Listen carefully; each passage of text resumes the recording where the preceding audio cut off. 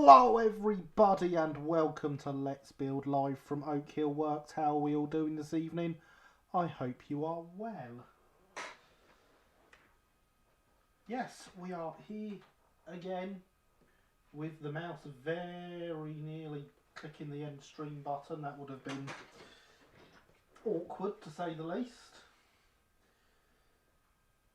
With our Craven carriages. And we have the beading that we started on last week. We have all the extra parts that I didn't print out that I should have. There's multiples there because I think after how well this ducket went, we can probably make the ducket for this break as well. So I've printed us up lots of roof ribs, some ducket pieces with the sides slightly thinner so that they will slide into the carriage, and some break ducket sides so that we can, with any luck, get it all done. And good evening, Killian. Welcome. I hope you are well. Why is the microphone so far away? Let's bring it over here where I don't have to lean over to it. Wouldn't that be better? I think so. So yes, we very much want to get back on with this carriage. We shall start by getting the front of the ducket on, which means cutting one out. These are technically my drawings now, I edited them. Not sure if that's how copyright would see it, but that's what I'm claiming. And you'll notice I'm on white plasticard now. New batch of 20 foul. We're not using the original sheet anymore.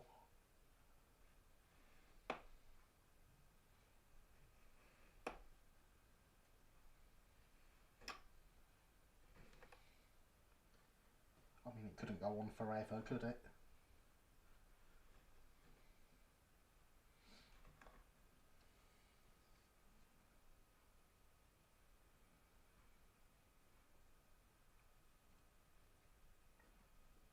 So yes, I hope we are all well this evening. I hope we have all had a good week.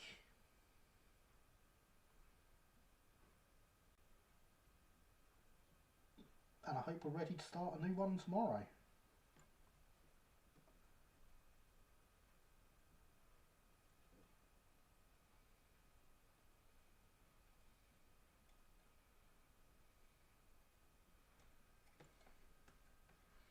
Nothing goes on forever, does it? I need some of that then.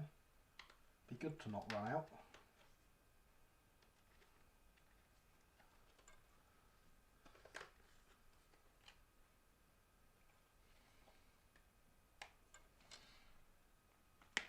Apart from the fact that nothing goes on forever, that seems to go on forever. It does, doesn't it? How are the kittens? I have only seen one this week, and I've only seen it once. It was today, actually.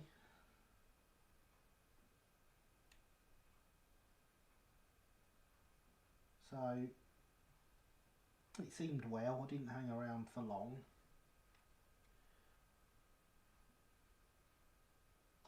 Has a wealthy individual purchased it to install in a museum of fine arts? They have not, unfortunately, Harry. It will not be going in any museums. What didn't get cut up got thrown away, pretty much. There is no museum for the first plasticard of Let's Build. I think we should all just be happy that it lasted as long as it did.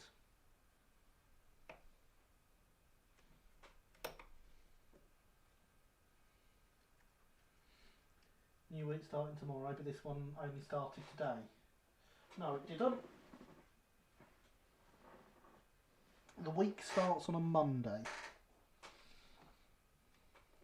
For Sunday is the day of rest, and when God created the earth, he rested on the seventh day. Therefore,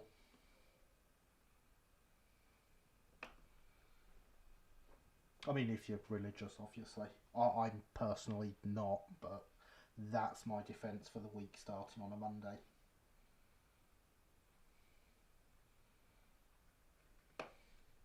Other religions may vary, obviously.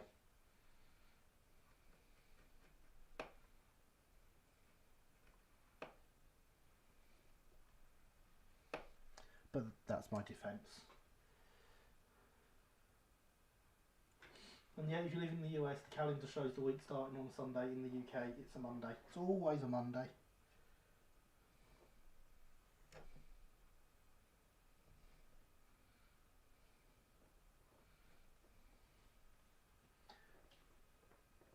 Why not start the week with a nice rest? Traditionally, weeks are understood to be starting on a Sunday. I'm not aware of any tradition of starting them on a Sunday. I'm aware of them starting on Mondays and always have been.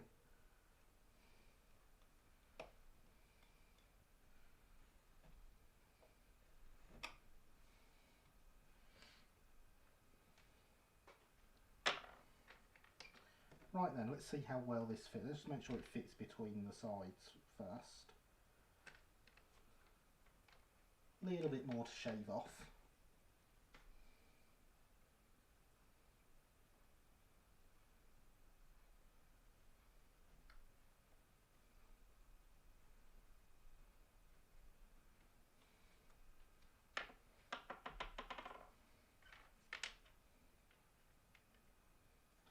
See, James, I'd love to start the week with a rest, but that's not how the story goes, is it?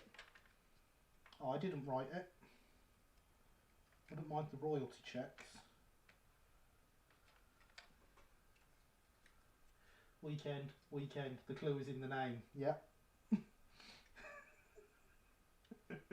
Good evening, Alex. How are you?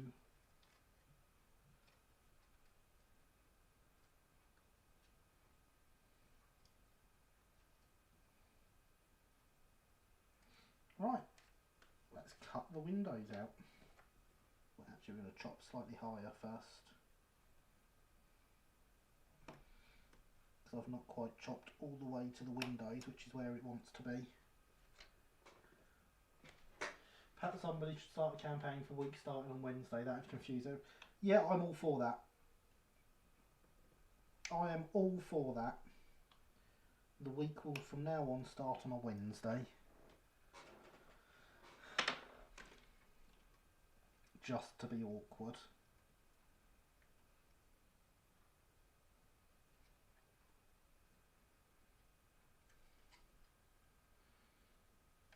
Ah, Christopher returns. Hello, Christopher. How are you this evening? I hope you are well. You were a bit earlier. Right then, time to cut the windows out, and we'll have a fullish body.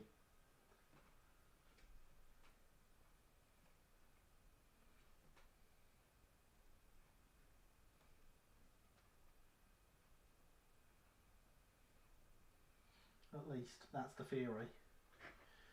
New Year can be on the 3rd of January. That sounds perfect. I don't see any better day for it.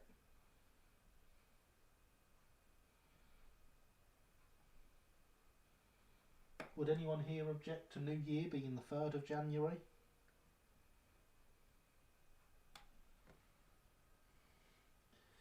Fantastic, thanks. How is everyone? Tired after an interesting week, but I'm okay.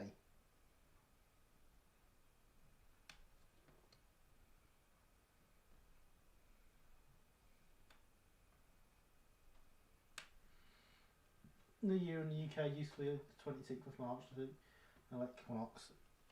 Yeah, but that's got a reasoning behind it. It's no good if it's got a reasoning behind it, is it? And hello, Donegal Dad. How are you? I hope you are well.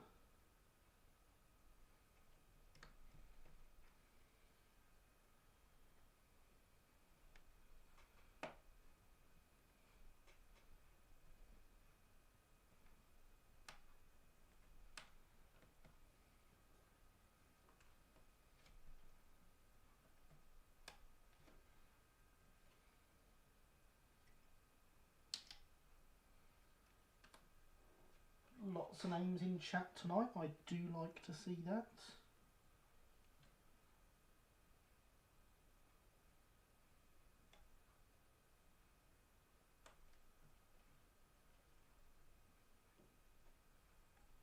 It's good to have you all here with me.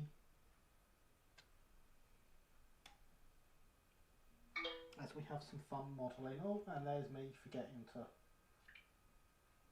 turn noises off on the phone. How very silly.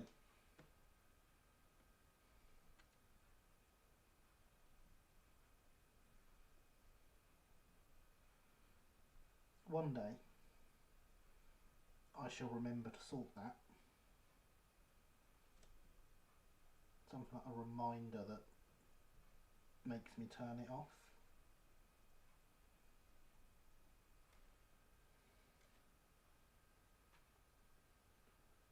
Good, thanks. Out in my training room painting buffer stops. Ah, excellent. Always good to get a bit of modelling done.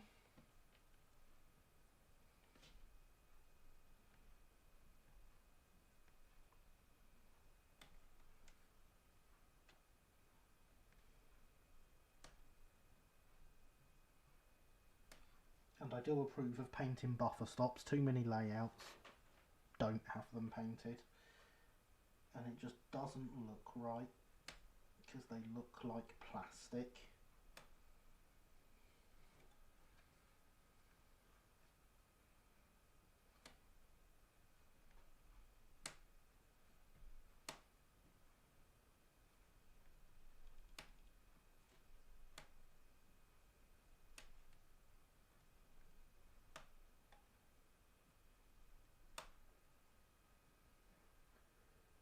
Paderborn shown on Discord why Terry had such low cab roofs. Has he now? Can use the cab roof as extra bunker space. They did that on E1s as well, and they weren't as low. I've got a picture of an E1 piled up like that.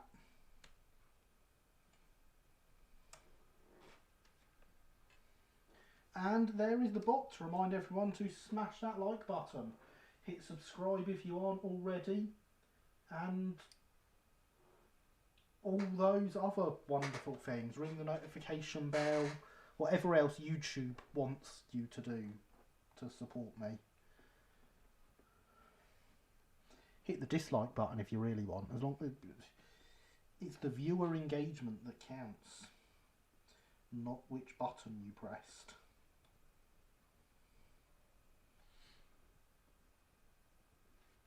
Speaking from Micro Hatfield, it sure is a mosquito in progress in front of me. Excellent.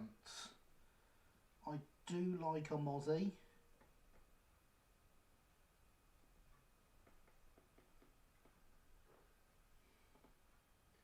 Not only painting them, adding some lights too. Oh, excellent. Even better.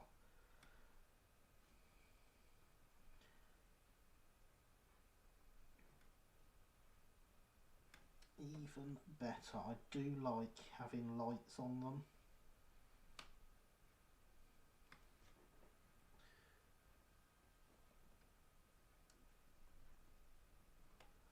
The boys' layout has lights on the buffer stops. None of mine do. I'm not sure if the LBSC lit its buffer stops. It probably did at night. But since they didn't bother putting lights on engines during the day, I don't know if they would have put them on buffer stops.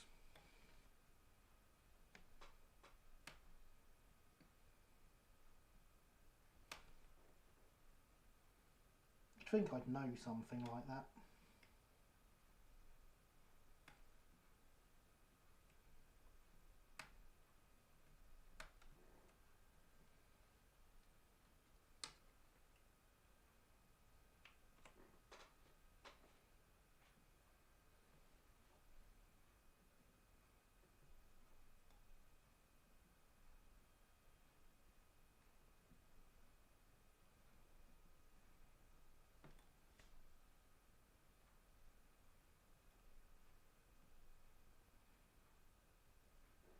So who else has got some projects going on?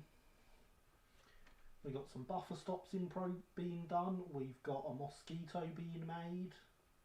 We've got Linny making some carriages. What else have we got going on in the audience tonight? I do enjoy hearing about all your projects.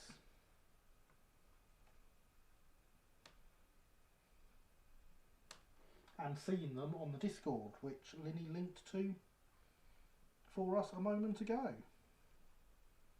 For anyone who is not already a member.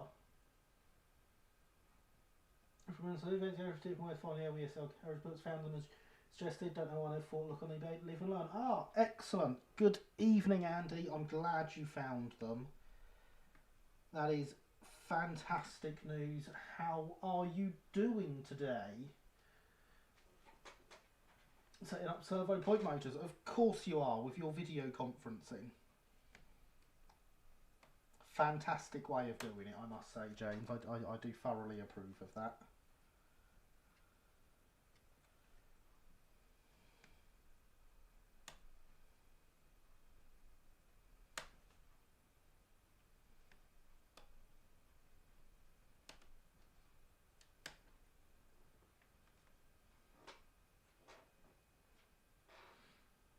And good evening, James Beeston. How are you this evening? I hope you are well. You have not missed much.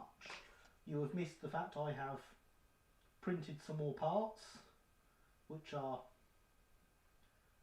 slightly altered to make them so that they can slide down in here to create the front of the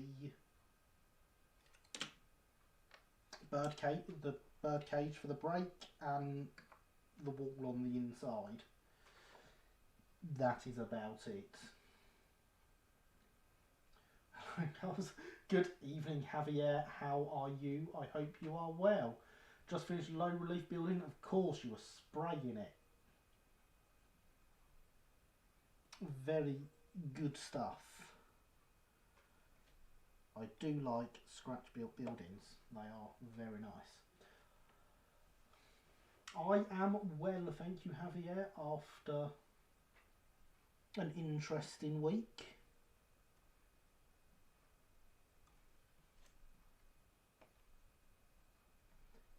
It is nice to be able to sit down and finish it off with some modelling.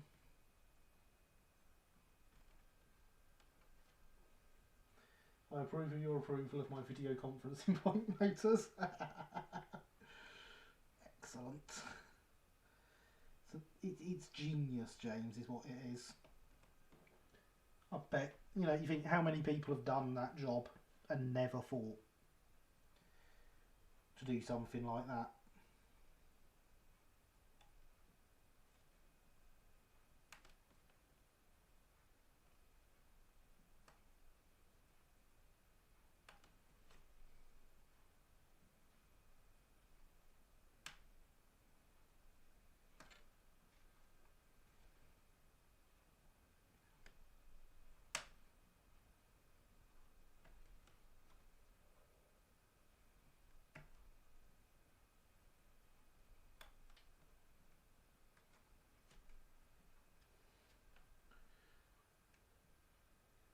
Sticking it out with physics again. I've been quite starved of good modelling content. It's a good job you do, guys. Well, I'm sorry you have to come here and watch this. Hopefully one day you'll find some good modelling content. In the meantime, everyone should remember that hydration is important.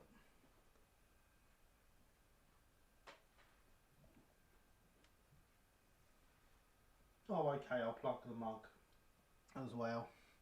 Exclamation mark merch in the chat to get to the merch store.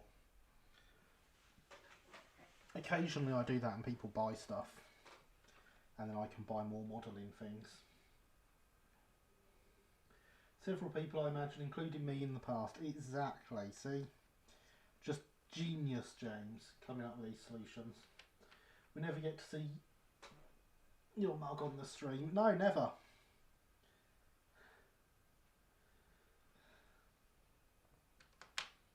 Never does my mug appear on the stream, no. So the search continues. Exactly, Javier. One day you'll get there. In the meantime, it's good to have you here.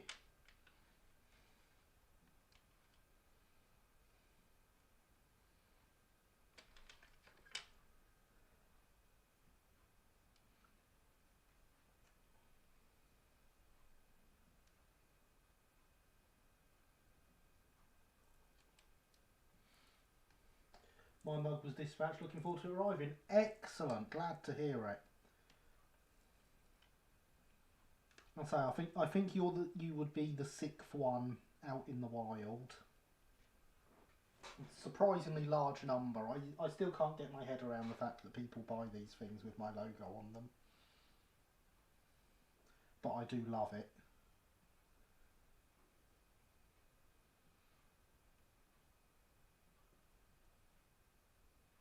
And of course it means I can put the profits towards buying modelling stuff to do more live streams.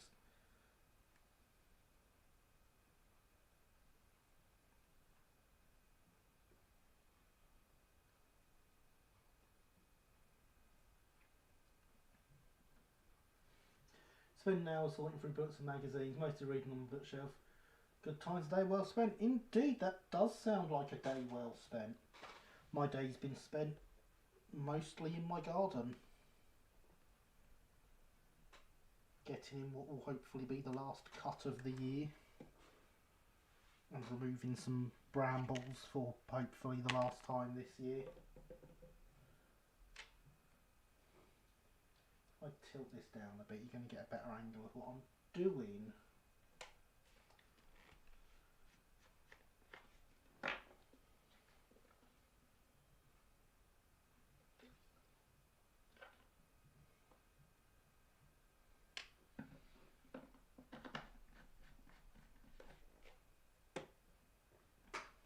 Certainly being able to sit and read from your bookshelf is better than how I spent yesterday, when I spent a good portion of the day locked out of the house.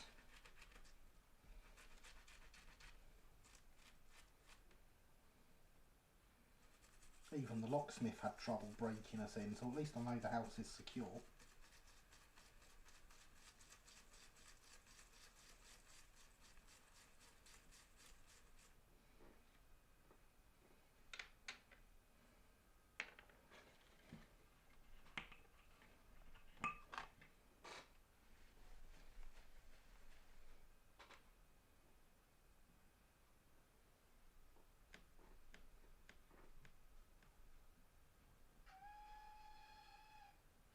There's also eyeballing towards buying things for your streams. Thank you, Linny.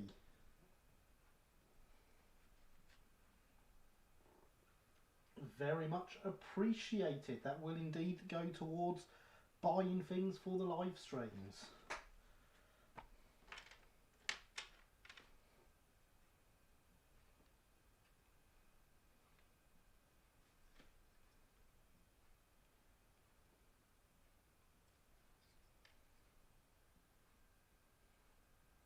And there is the donation link for everyone else.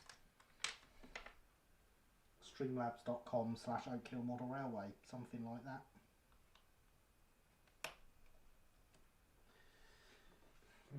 You what now? You mean about me getting locked out yesterday? Yeah, that was fun.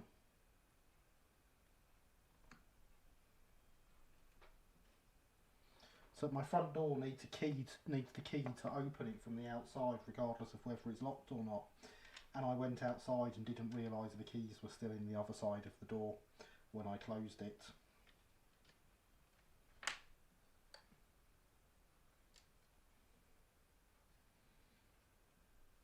And it took a professional locksmith 2 hours to break in. So chaps, have to go. See you again soon. Okay, thank you for coming by, Digger. Has been very much appreciated. See you again soon.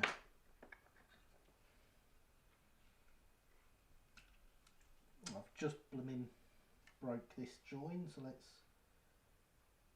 drop a tiny bit of glue in there and let that run itself down. On the plus side, you know your house is secure. Exactly. I am very happy in the knowledge the house is secure. I also have, because we had to use both the front and back doors. Or we tried to break in through the front, couldn't. Had to try and break in through the back.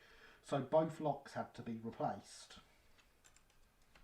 So I now have some nice new Yale locks with big squares on where you attach the key ring rather than the circles I had on my old locks. I'm thinking the only way I'm going to be able to tell them apart is if I do something to them.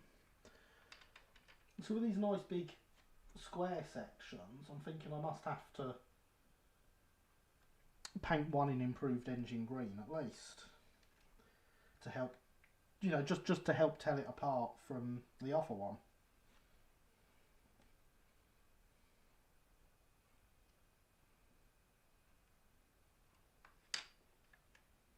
I can't see an alternative.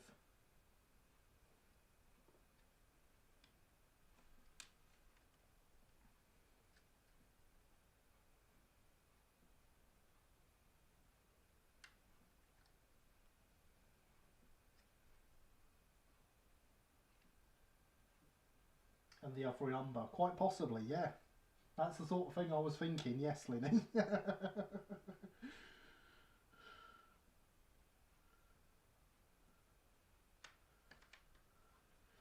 Been tidying the layout today with my vacuum cleaner thing. Ah, always good to have a clean layout. Less time spent looking at Oak Hill, the better.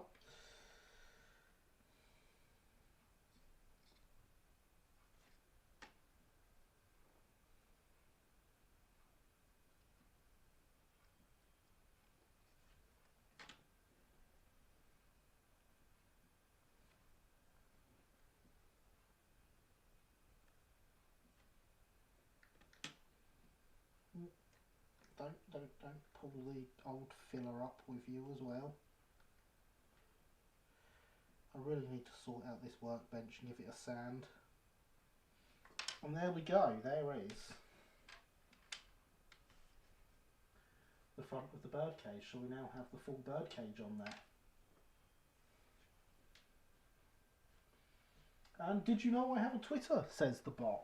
On top of my Twitter, I now have a blog on the channel's website where I have started a new project, scratch building a generic Victorian goods loco. Mid-Victorian goods loco, to be precise. An 1860s sort of time. Based loosely on the Brighton's Craven designed slaughter goods. Update coming to that soon. Probably Wednesday.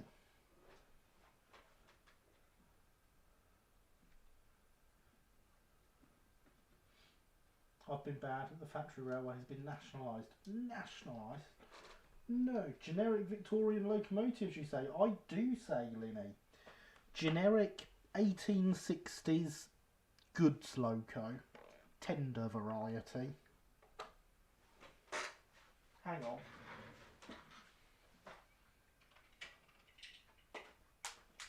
Don't drop that bit. Sneak peek for next week. I have done a fair amount of work on the tender. It has more to do to it before I do the update on Wednesday. But it is looking like a tender and it runs.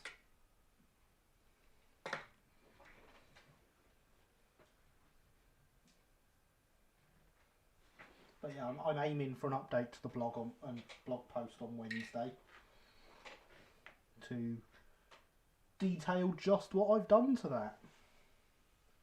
Tasty triangle bashing. I mean, yes, it's based on a triangle, but it's not. It's the Great British Locomotives static one. Hydration is still important.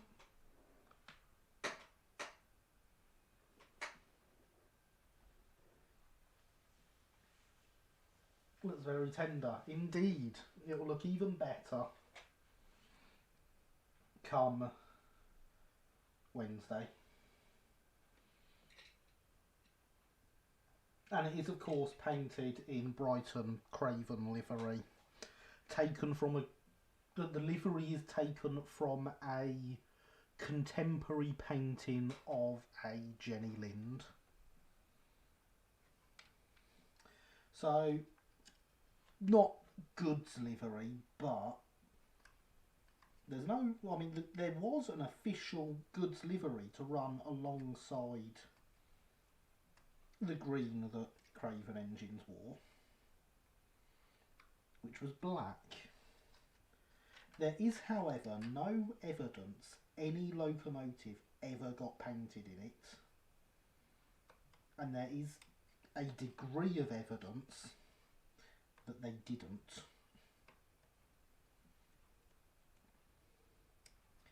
In that about 20 years after the livery spec, which had the goods livery as black, there was a request made to start painting goods locos in a livery of their own. So, although there was a livery, but it probably never got worn. And there's my interesting fact of just now. Enjoy. Right then, we have some panelling to cut out. This whole centre section here wants to come out, as does this bottom section. It'll be interesting. I have, however, found my steel rule.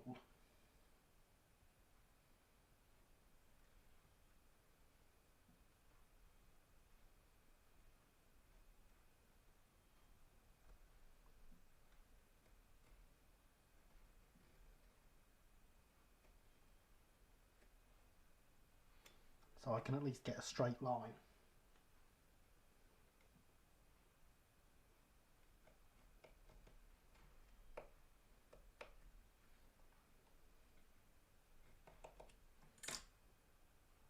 I think we're getting a bit too blunt. Let's change the blade.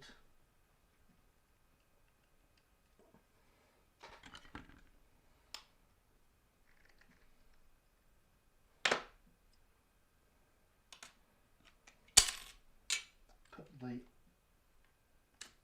old blade in our used blades pot that I really must get round to emptying, and get a new blade out of the new blades pot.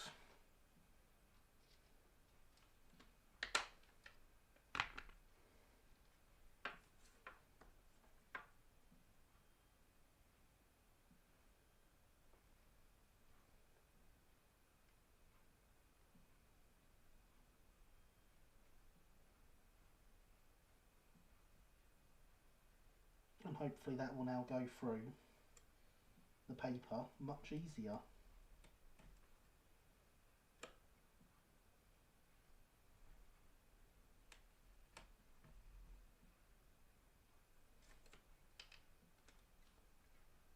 That's all the way through the plastic already. Oh yes, and since you never see me prime anything on stream, these are covered in red because I've been using them to hold stuff as I spray prime. I do it. You just don't get to see it.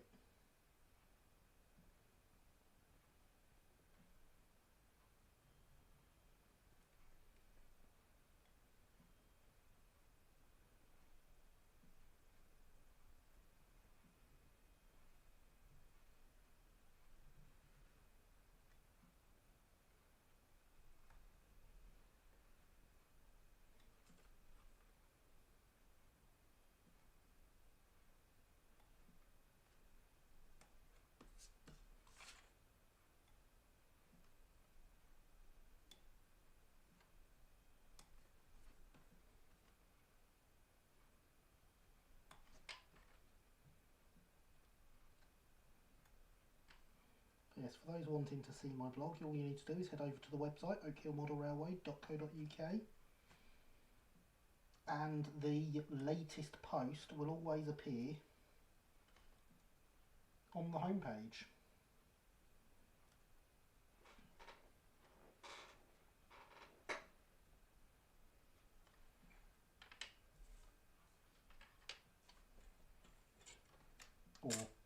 most of it will. Chances are there'll be a read more link on a lot of them.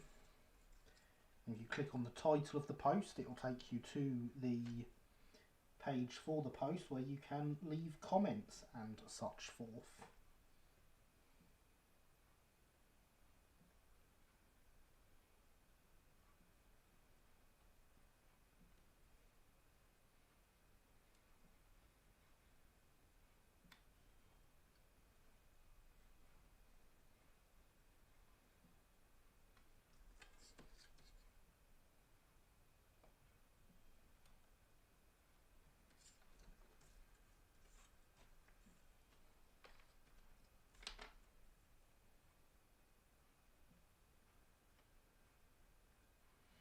Isn't that how all blogs work? I mean, that's what I was going for. You see, because I'm me, when I decided I wanted to put a blog on the website, and I thought, well, I want it to really fit in with the style of the website, and I want it to display exactly like this. I wonder if any of them, the commercial blogging things, do what I want. And then I thought, well, actually, why am I even bothering to check? So the blog, I've written all the code for it from scratch.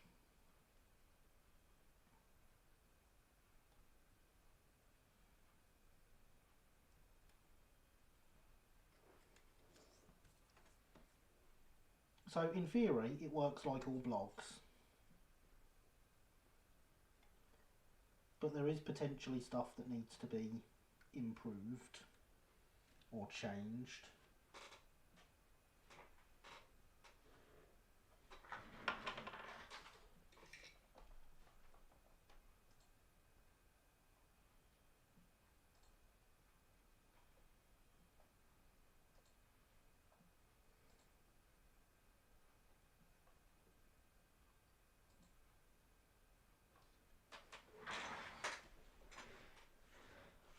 There we go, I did it.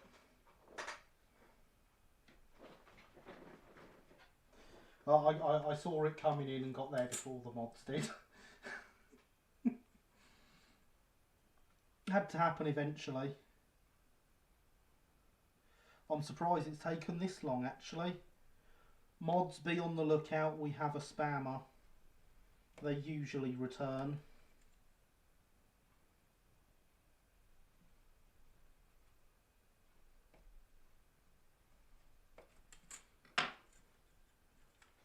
Congratulations, that's your first role. You must be getting recognised. Exactly, that's what I thought.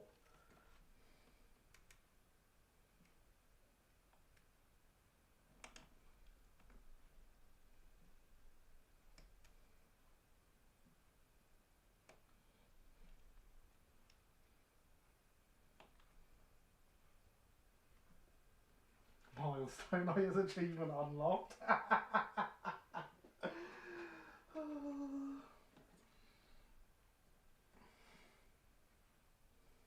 It's a shame they think they win when they do these things. I must be making it as a YouTuber.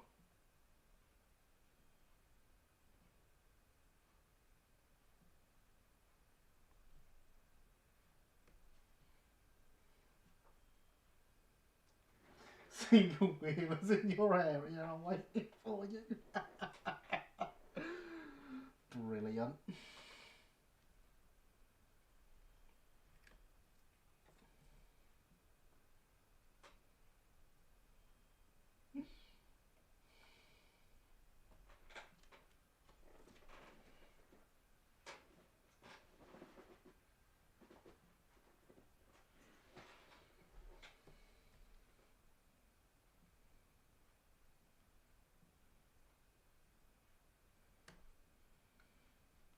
I mean, what I don't get is why none of them can ever be blooming original. I'd be impressed with them if they could say something original. Typical, I look away 30 seconds to glue a buffer beam on. Yeah, it's all your fault, Linny.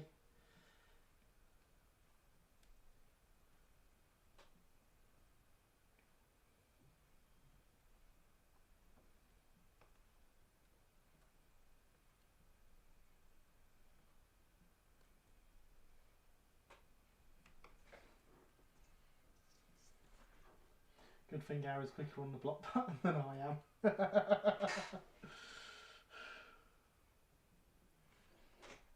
I didn't go to all those years of gunslinging school to not be quick on the draw.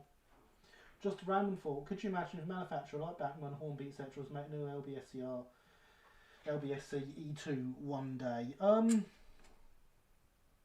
I mean, I'd be very surprised if Hornby didn't at some point put their Thomas tooling into the railroad range as a generic loco.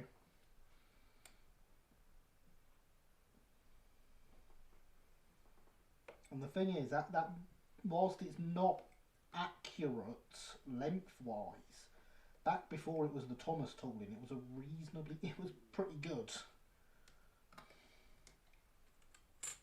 Oh no, I broke it. If only that mattered in the slightest, it doesn't.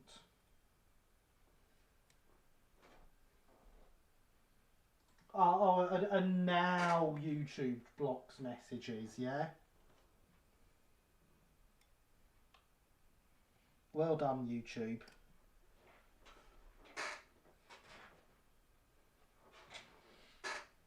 And then to just be original, they'd have better things to do with their time than troll people's YouTube live streams. That's very true. Look, and the bot says to remember, hydration is important.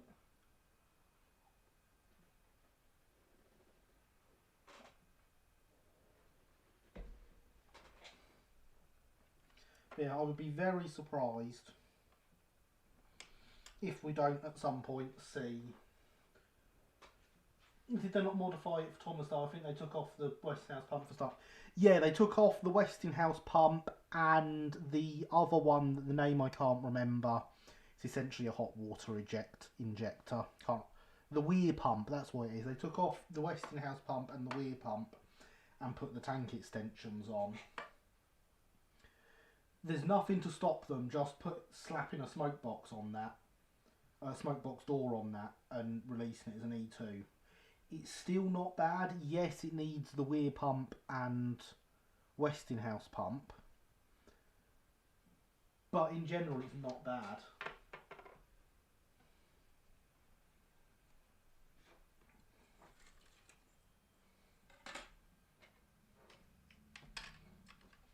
And as I say, before they modified it, it was really good, especially for its age.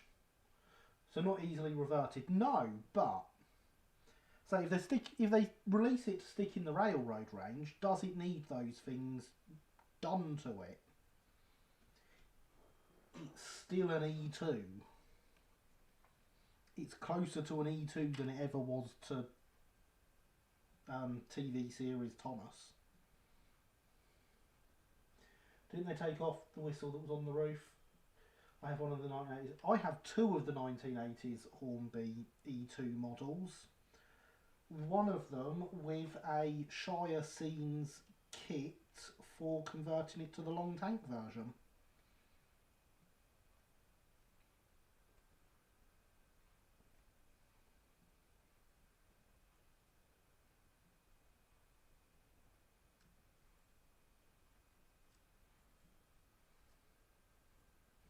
Original bodies can put on Batman chassis, I just can't remember which one. Mine are both DCC fitted already, I'm not going to play with them.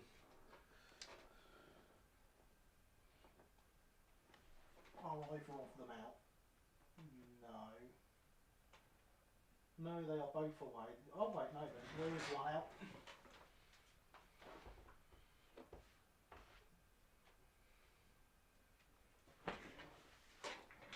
There we go, there's my short tank one. In proper LBSC livery. Not that silly Umber livery that Hornby put on it.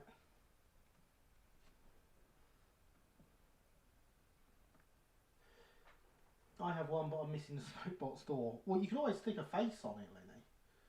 Interesting, I've badly applied detailing from when I was 13. Yeah. See, I don't think, no, they're not a bad model. Look, I broke it again. See how much I'm bothered about the fact it keeps breaking. I'm just sticking it to the side. As long as I line it all up properly, it'll be fine. Approve of your proper LBSC livery. Why, thank you, James. I approve of your approval of my proper LBSC livery. Because, of course, they didn't wear umber, they wore goods lined black.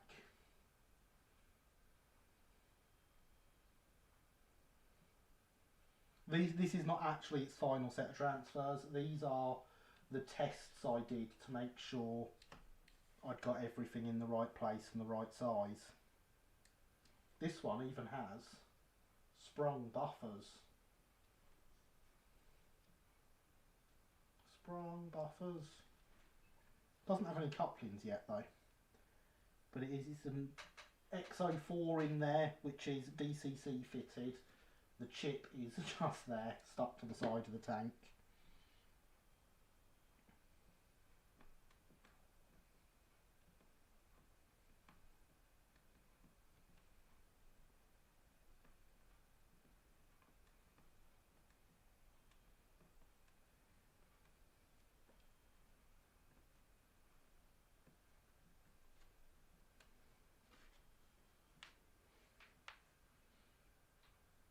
Proper LBSC livery is the best sort of LBSC livery indeed.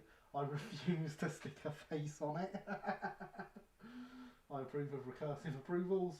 Excellent, I approve of your approval of recursive approvals. Ah. Honestly, I'd be interested in the contrast between professional E2 and say one from one of us CAD people. Well, Sparkshot's done a proper scale E2, hasn't he? Linny, they're back.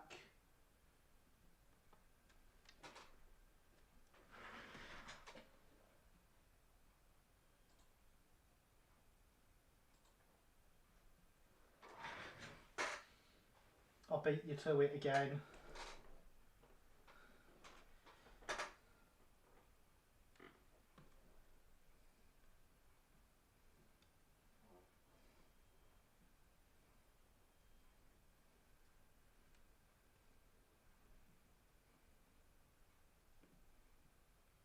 I'm surprised it took them that long to come back. Dear oh dear, another buffer beam, another problem. Typical.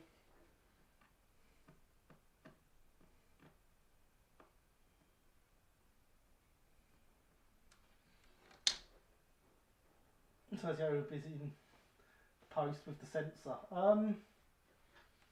I'd like to be, but I'm not sure how much control YouTube give me over it. Aside the carriage for tonight, I think. Oh, well, I could always promote someone else for the night, so that we've got another mod watching.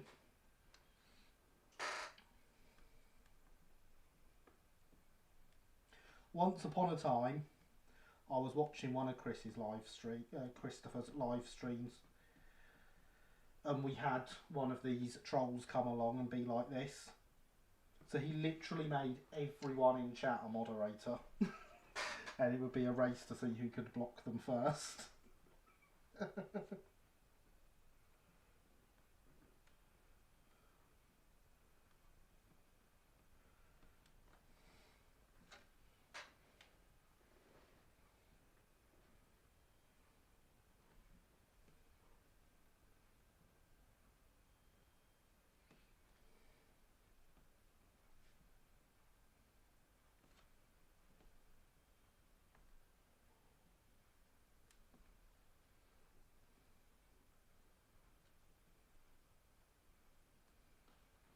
Oh, I've left a bit of plastic behind on there. I really have broken this, haven't I? Good job I know where all the bits go.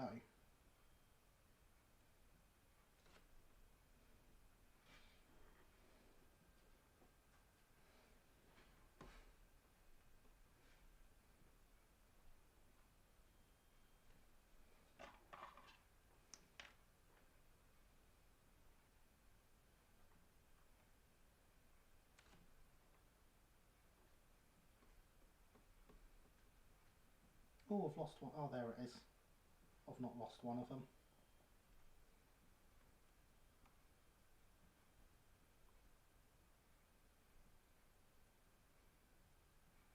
but they are, of course, really sticky still. So getting them to stay down is a problem. Definitely made it now, though. We've had the troll come back. I'm a proper YouTuber. Watching on server operated points once fully configured on one's computer monitor via Zoom is very satisfying. I am sure it is, James. It sounds like a brilliant way of doing it.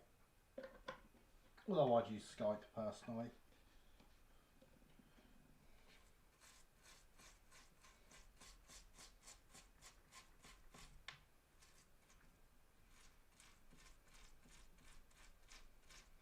But that's just me. I clearly live, what, 10 years ago?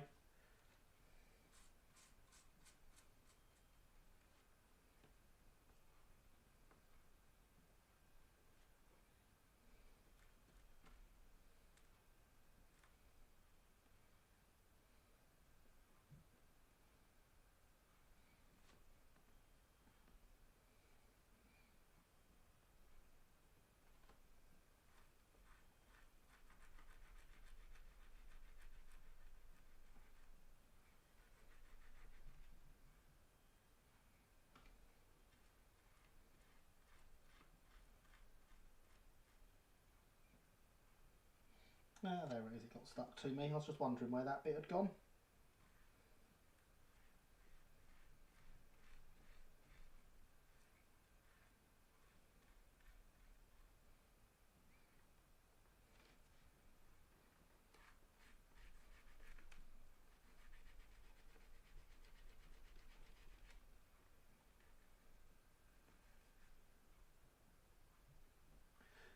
Use MSN.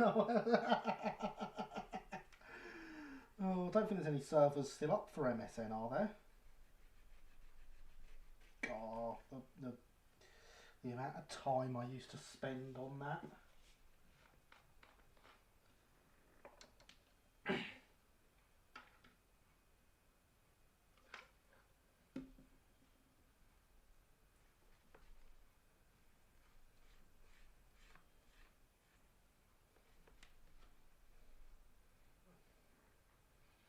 MSN, because why get up and go and talk to the person that lives 3 doors down? Yes, I did used to speak to someone that lived 3 doors away from me on MSN all the time.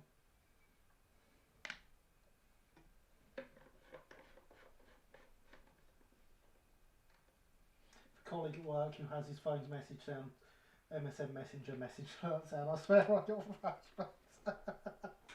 I can't even remember what the MSN Messenger alert sound, message alert tone is. I mean, I imagine if I heard it, I'd be like, oh my god, that's MSN.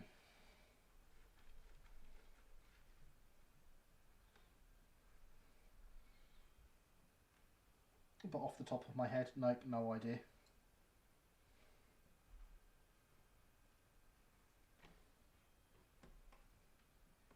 It's there.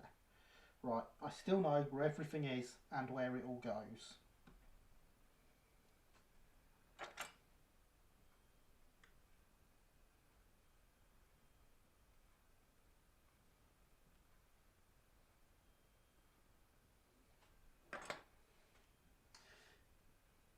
You long Vietnam's there. Yes. Very much yes.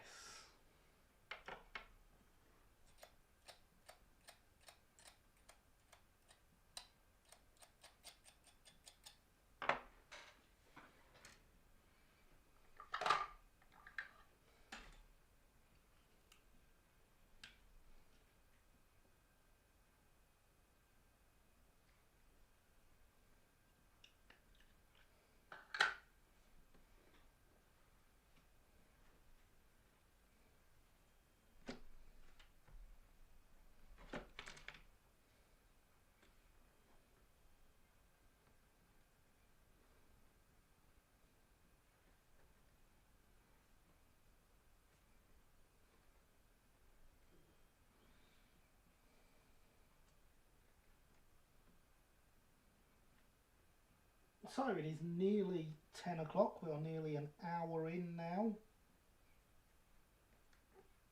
How is everyone doing? I hope you are all still well. And how are your projects going? I hope they too are going well.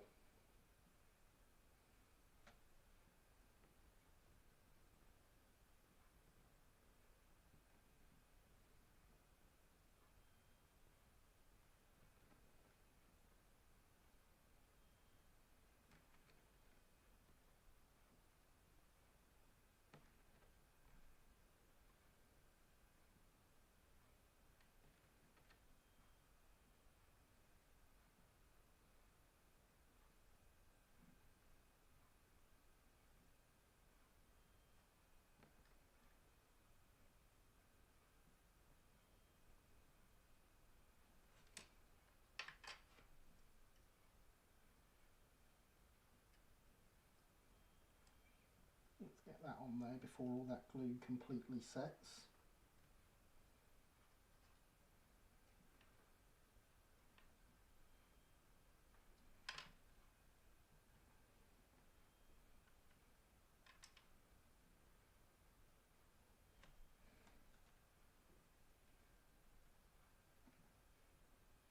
You are still good, J94? That is good to hear. Very good to hear indeed.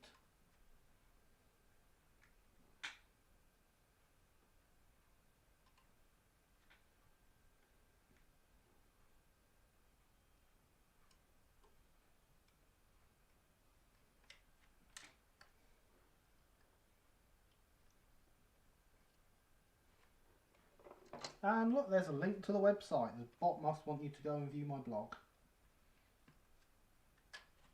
and read all about the low code that I'm building.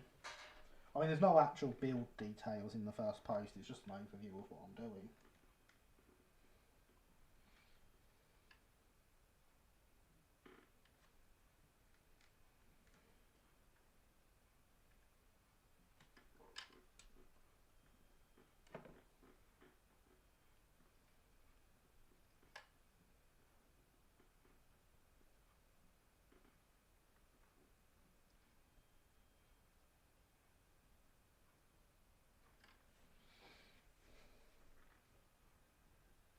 However, the blog probably, not definitely, but probably won't stay solely railway focused.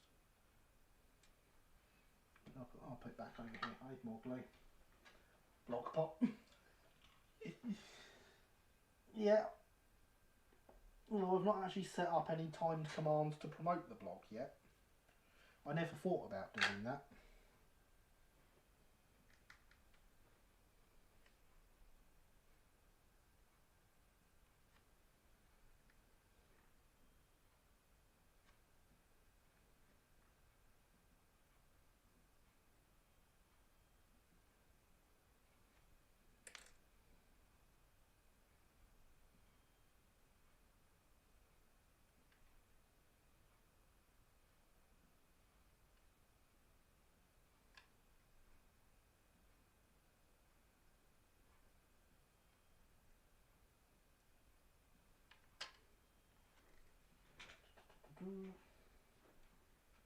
And I should really.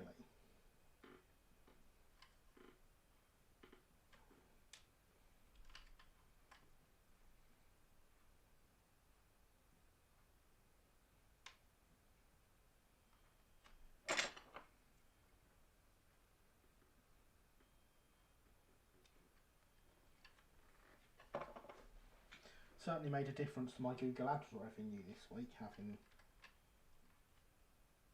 the blog.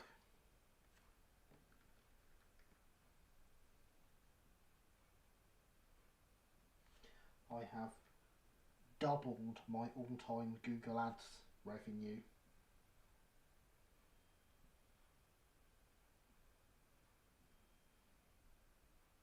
Bearing in mind the blog's been up since Wednesday, and I've been earning Google Ads revenue for over a year.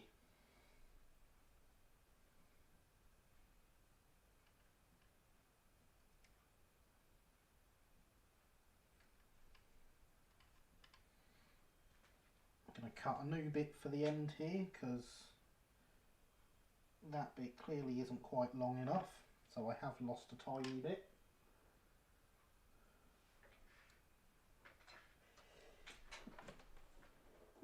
£22p. No, I'm up to I'm nearly up to £2 now.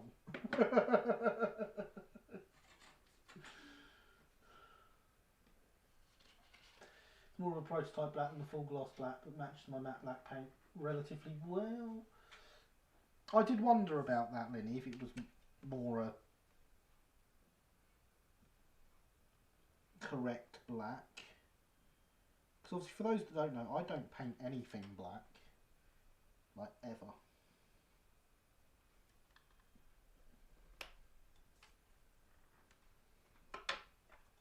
Goodness, the riches, indeed. All the riches. A whole, like, £2.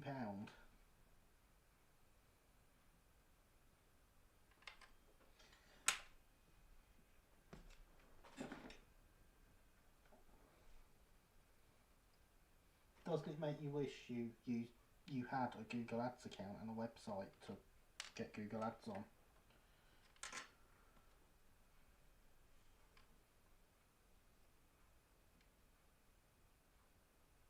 Quick disclaimer, you need 60 quid earned before you can even touch the money.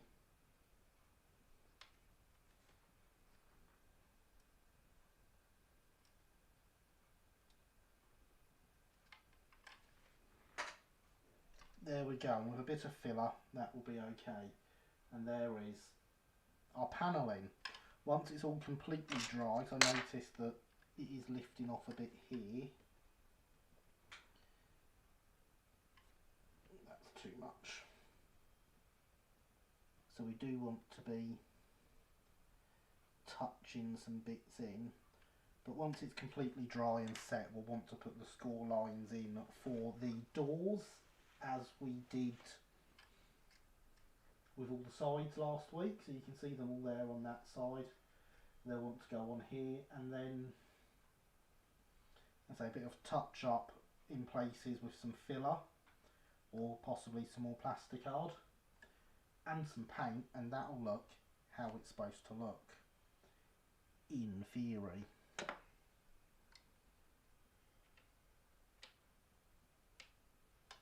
And we'll have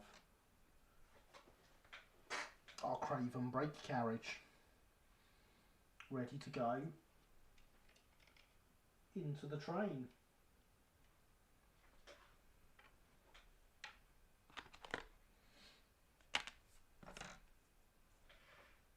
But that does mean we need to cut another one of these out to do the other side. I know, it's an exciting life we lead here in the world of scratch building. Let's see if I can do this freehand with my nice sharp blade and not rip it into as many pieces as we did.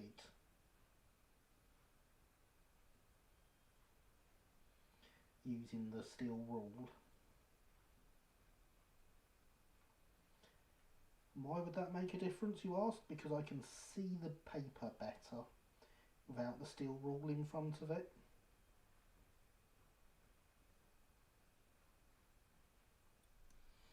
It's very likely that we won't manage to not rip it into as many pieces.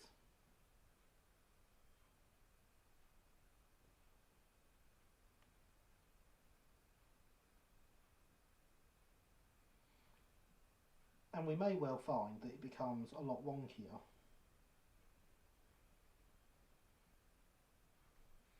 But I've done this so many times, I've got a reasonably steady hand when it comes to cutting.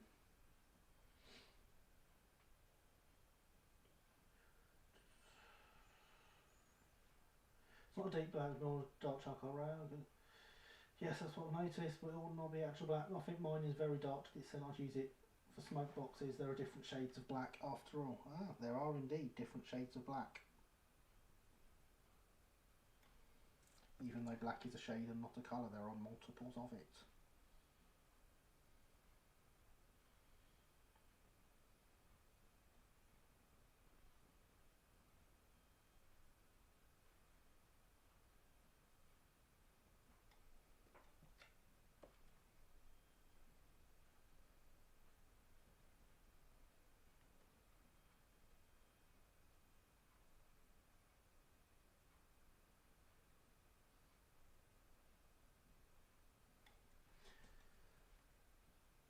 Yes, middle line in black seems to be quite black, judging by pictures, but pictures are hard to calibrate since somebody might have used the lining as a black point. That's very true.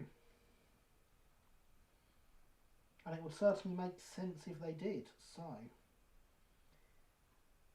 it is definitely possible.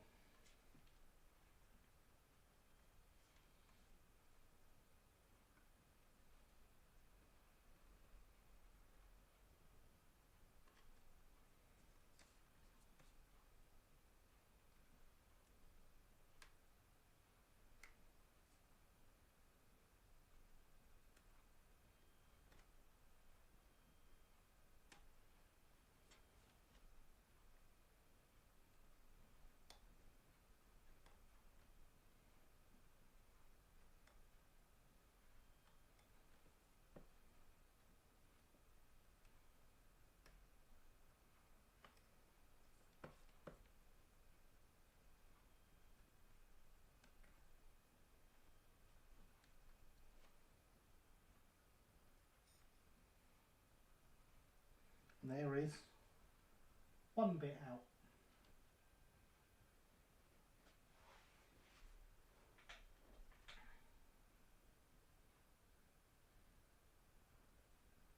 Now comes where we start risking ripping it to shreds and ending up with a million pieces like we did the first one.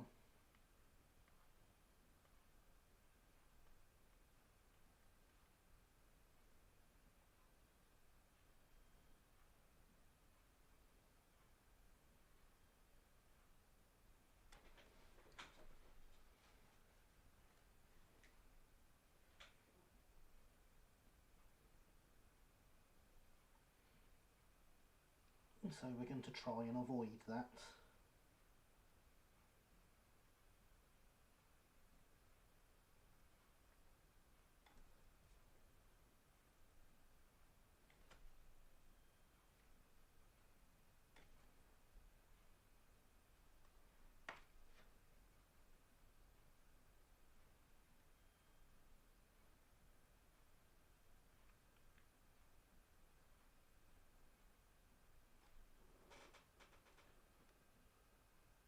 A million is a suboptimal number of pieces. It is. It is indeed.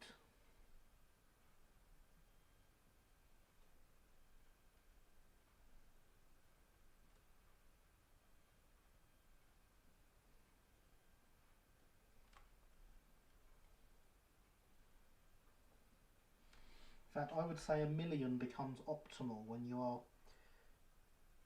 counting your terrier collection.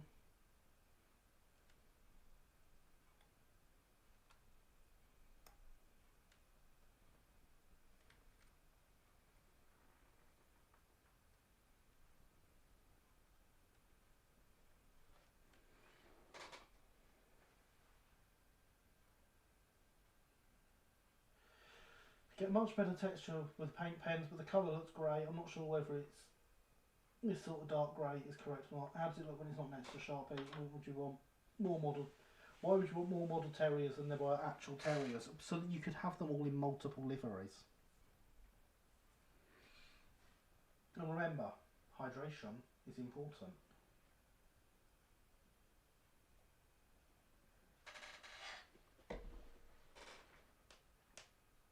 A million becomes an optimal number when you're counting your terrier collection. William Stroudley likes this. I'm sure he does.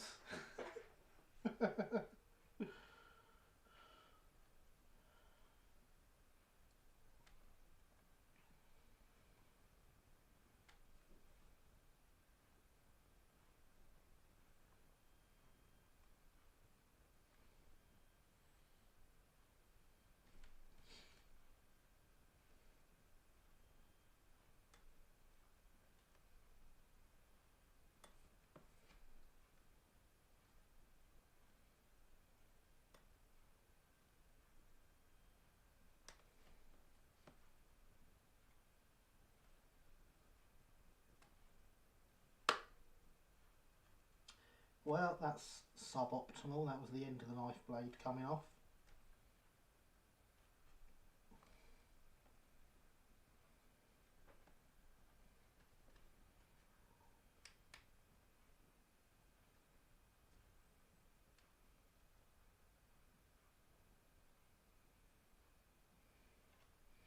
and I cannot see where the tip has ended up.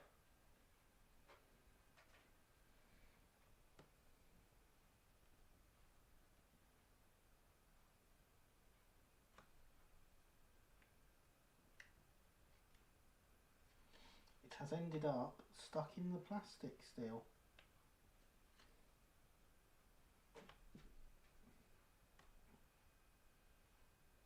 Tiny bit of nice knife tip there on the end of my finger.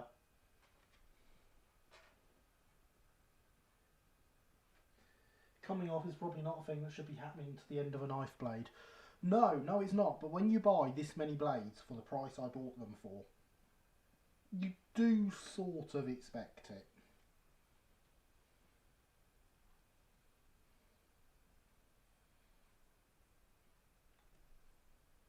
And it really is only the very end of the tip.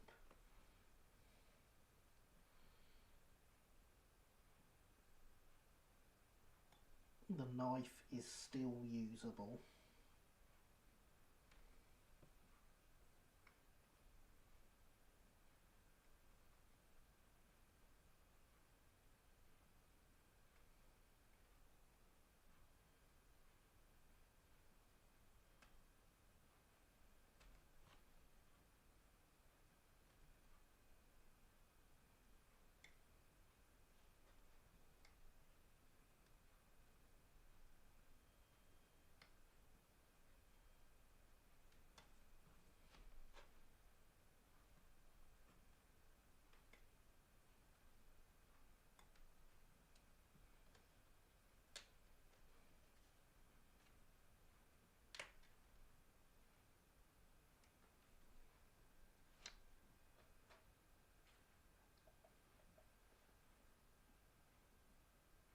And there's a link to the Patreon. Million could be an optimal number when selling one of your scratch-built originals. It could indeed. You want to have to sell 1 million of them, or do you want that to be the price in pounds? Why not both? I had that happen to a kitchen knife once. Oh, I've had it happen to a kitchen knife. But I had just dropped said knife, which had embedded itself in the kitchen floor. So I was quite understanding of the tip coming off.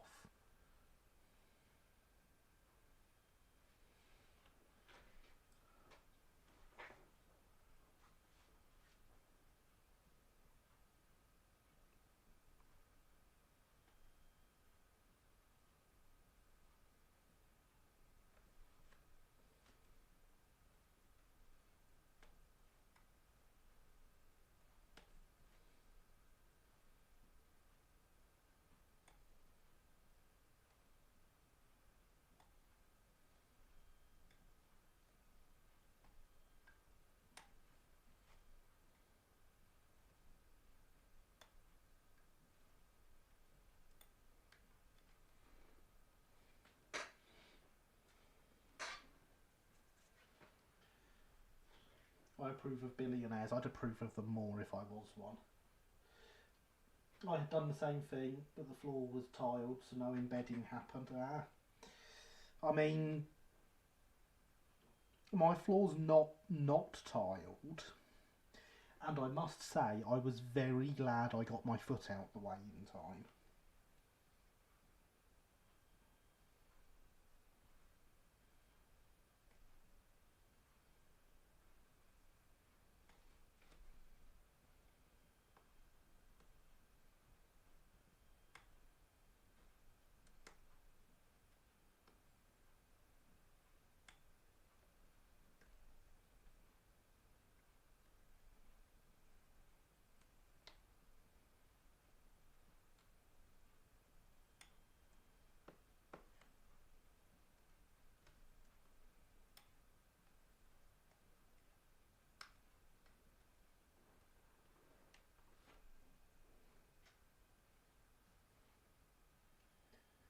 Definitely approve of being a billionaire. Yeah, indeed.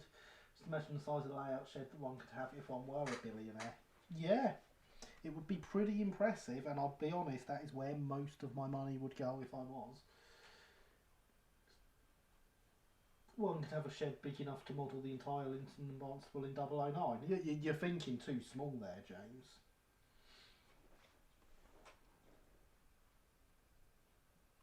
You know, what you want to do is buy an entire airfield.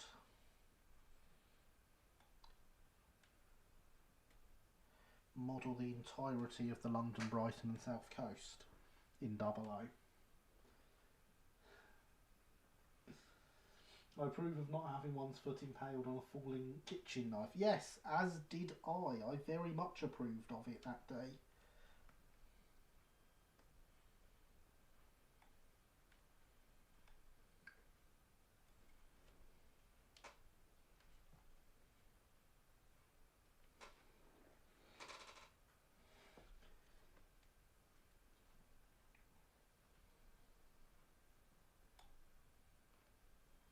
I can't recall what else happened that day.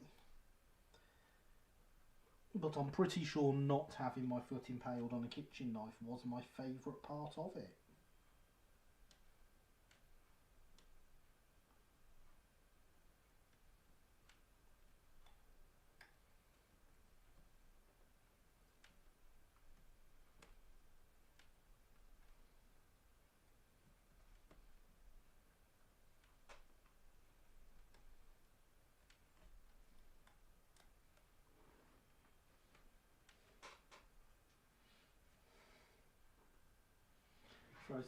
Now what you want is the entire L&B in 12 inches to the foot. Well, yeah, there's that too. Typically not being impaled on a kitchen knife is the best part of any day. It is generally a good part of the day. You are quite right, James. But yeah, Killian makes a good point. As a billionaire, I would probably buy a preserved railway.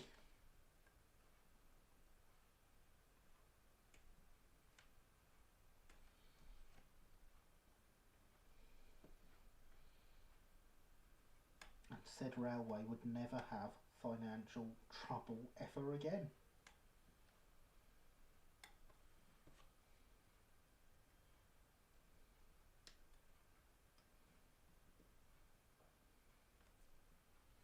So if anyone wants to donate and make me a billionaire,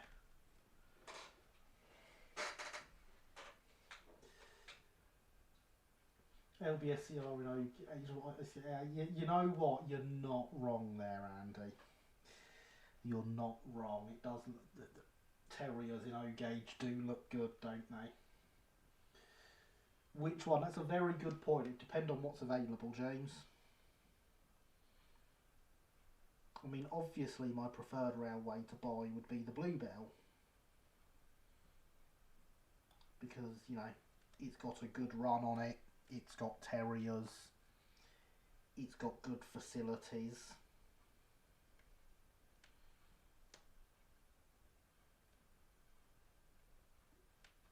But I expect it would be also be one of the more expensive ones to maintain. And there's probably quite a few people that wouldn't want to sell it. Build all 50 terriers and probably a D1 for good measure. True. I was going to say new build D1 when. Essentially as soon as I had the money. So if you all get over to that donation page and start donating, if we can raise £1 billion by the end of the night, I'll build a D1 12 inch to the foot. How's that? We've got 14 of you here. I'll let you do the maths on how much you need to donate each.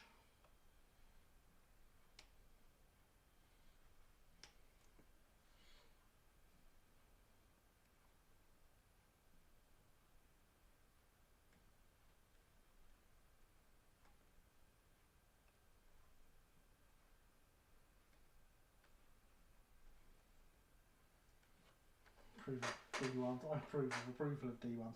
Well, I approve of approval of D1s.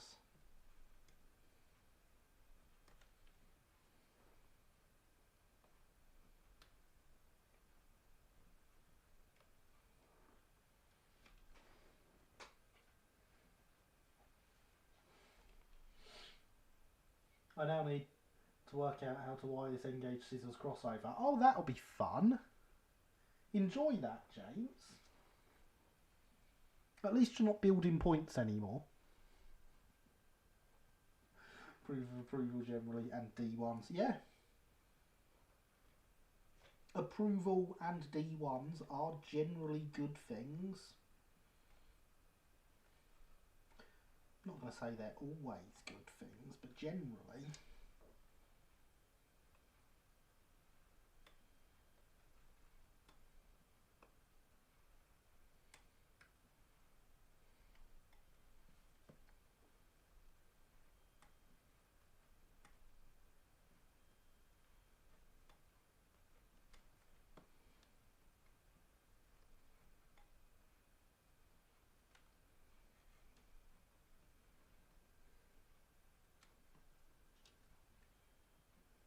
Only 71.4 million each. Oh, well. It's essentially nothing, is it, Killian, eh? If you can all donate £71.4 million each, I'll build a full-size D1. In fact, I'll live stream the whole build from start to finish, non-stop.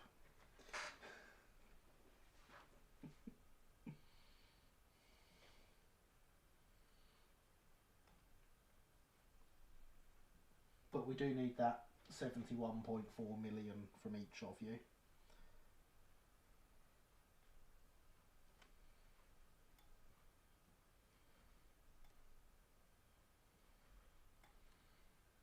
Suggestion for the future: cut out small cutouts for windows first, then you leave a long delicate so the bits still last and they don't deform as your hand in the plastic card. I considered that when I started, but I mean it deforms as soon as you cut it. Do you accept postal orders? Yes, you realise you have to pay for postal orders before they're sent, yeah?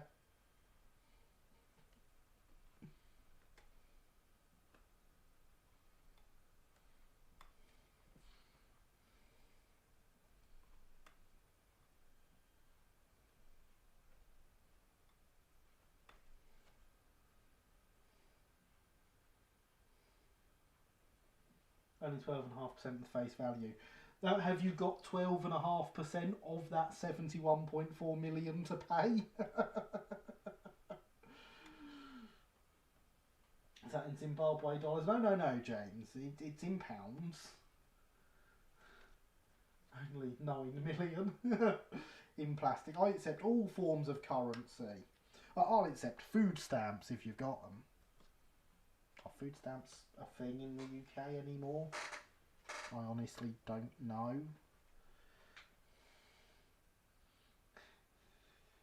In plastic? Yeah. Or in rice? Yeah, happy to take them all. Looks at £2 shapeways money. Oh yeah, new build D1, here we go. Oh.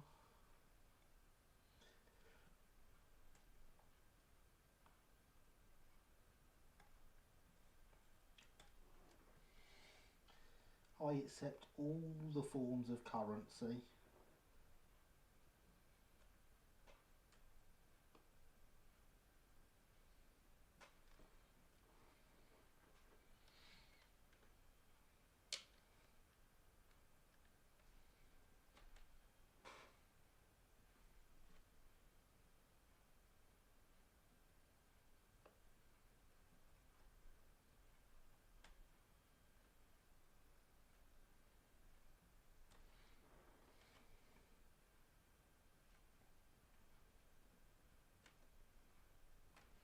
Still, Killian, your £2 in shapeways money is about equal to my Google ad revenue money. So, you know, we're on equal terms there.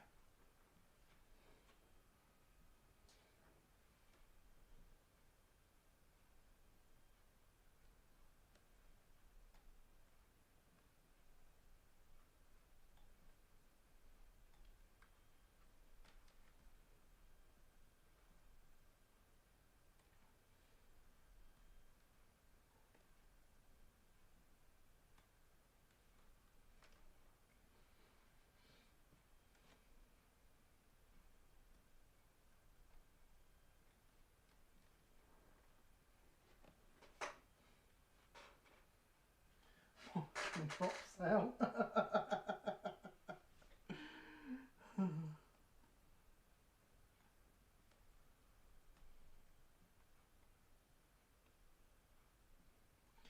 Yeah, in fact, I'll even accept your 71.4 million in the form of clicks on my ads on Google. You know, if Google pay me the money, it's still the money, isn't it?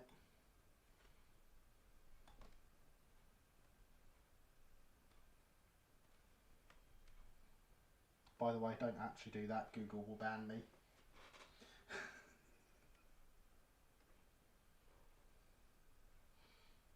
They might get a tad suspicious at that many clicks.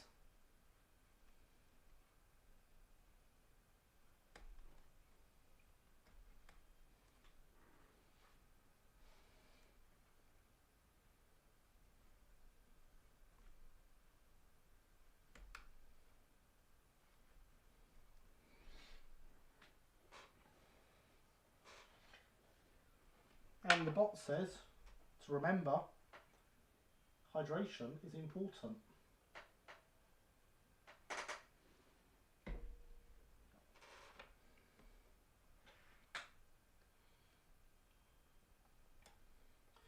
What I thought was amazing was I got an email off of Google the other day about my ads account. You know, you've increased your revenue by over 1,000% over last month, and I thought that's amazing because I earned nothing last month.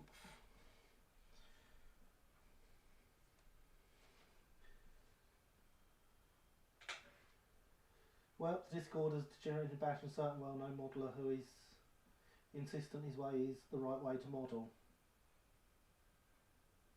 Into me bashing. Why would you be bashing me? That's just not very nice.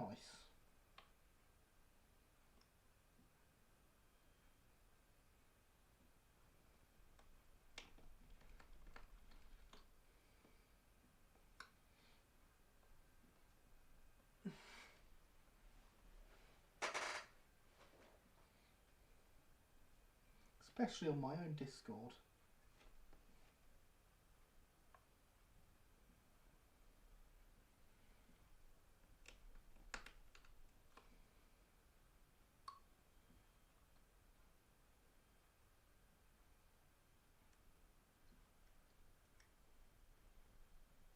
May or may not rhyme with Stony Swipe.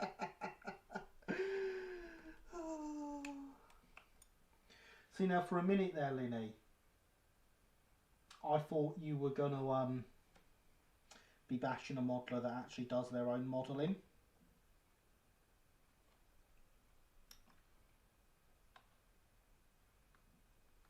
Who am I kidding? No, I didn't. I knew you were talking about Stony Swipe.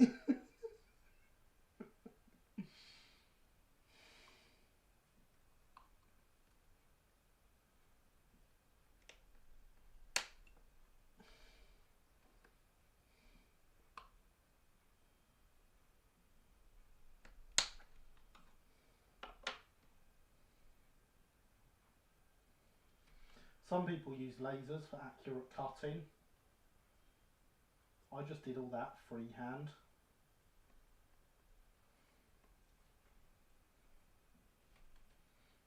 Puts them together sometimes. The only bits of Stony Swipe's modelling that he's done himself are the ready to run bits. Took them home all on his own, opened the box all on his own. Well, I mean, I'm assuming he did it on his own.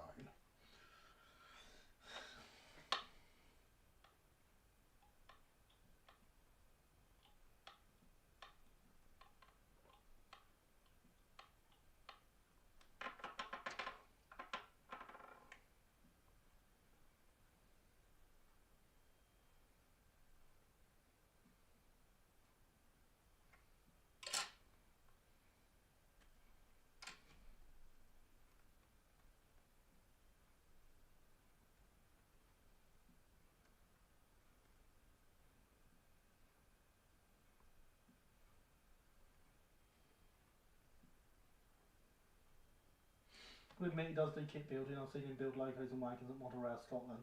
I know he does do it well. I know he does some of his stuff, but there's a fair amount he doesn't do that he still takes credit for.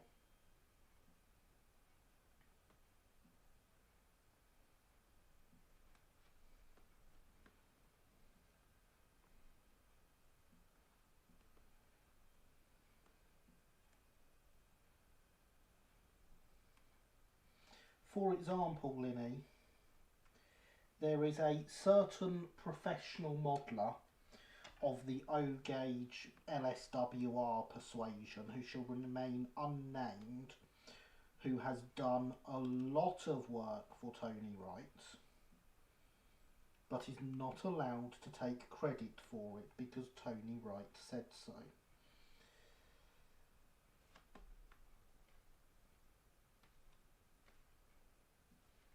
And this rather annoys said modeller, because, you know, as a professional modeller, how do you show people how good you are if you're not allowed to say that you have done this?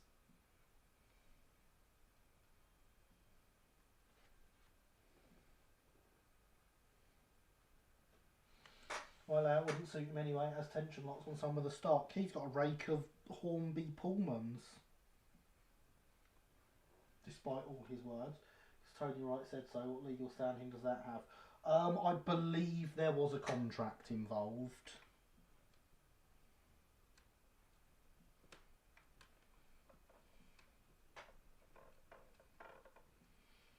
But even if there wasn't, if you are a professional modeller and start having Tony Wright say nasty things about you and say that you're claiming stuff that and you start claiming stuff that he's claiming and he disputes it, who are people going to believe?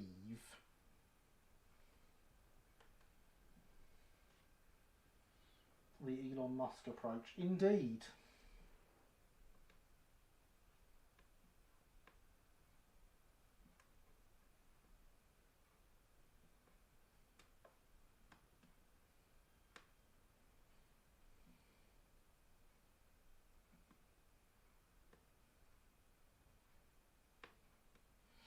But yes, said 7mm O-gauge, 7mm LSWR modeller, who is remaining nameless, did a fair amount of the scenic work on his layout and has no way of adding that to his professional modelling portfolio.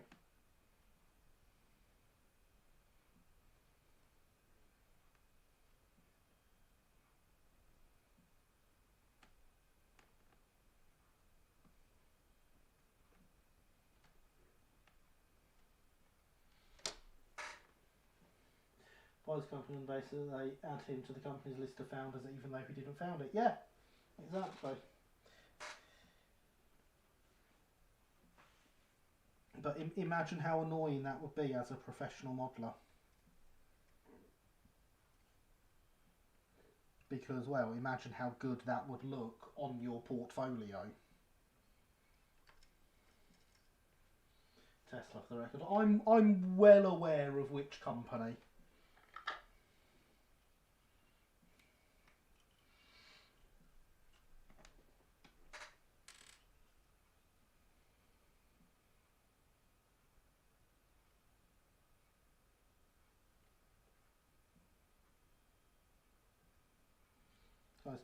How can you tell if Elon Musk founded or bought a company? Well, for one, the ones that he bought have working products.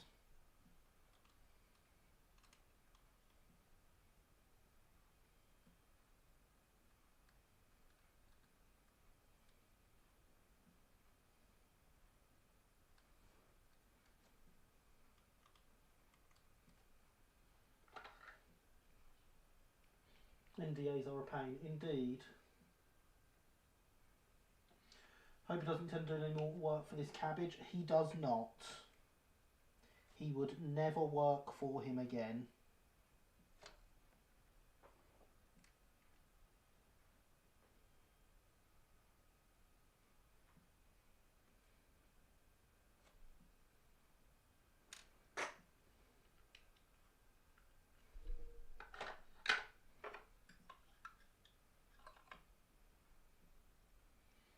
No, you weren't supposed to stick just yet.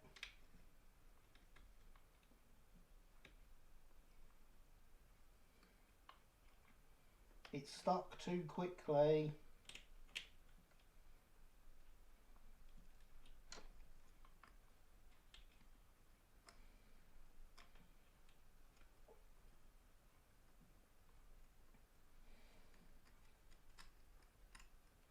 There we go.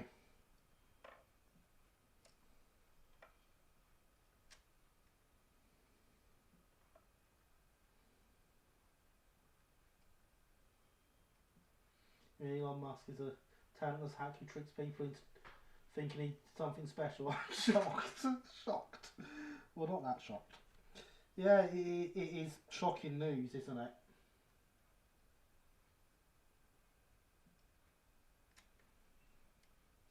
Philip Schaefer likes this.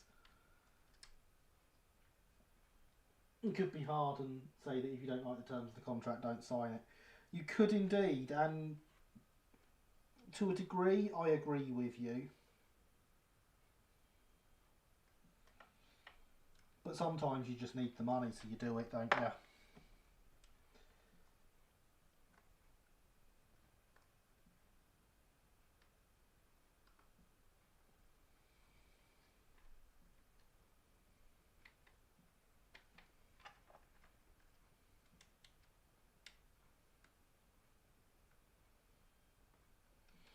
That's right, that'll all clean up afterwards. So there we go, we have the beading on that side.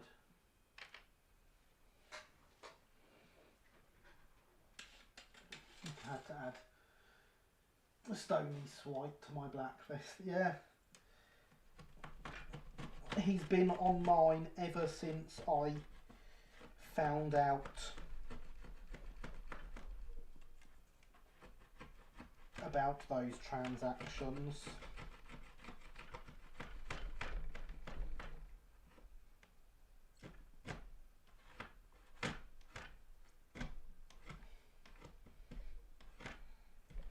There we go.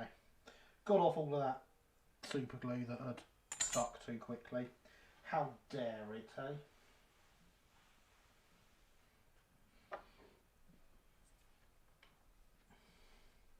It happens to people on your blacklist. People on my blacklist don't get dealt with all the time, and they don't get the time of day.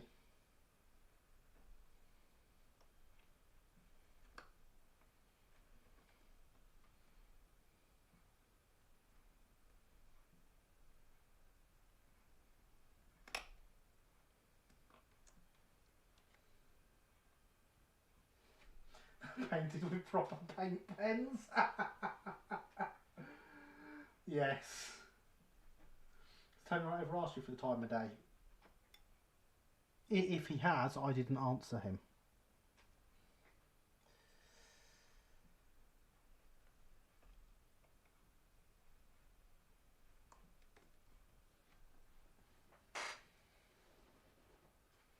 I mean, I expect he probably has a watch. He may do. Does that mean his watch is right?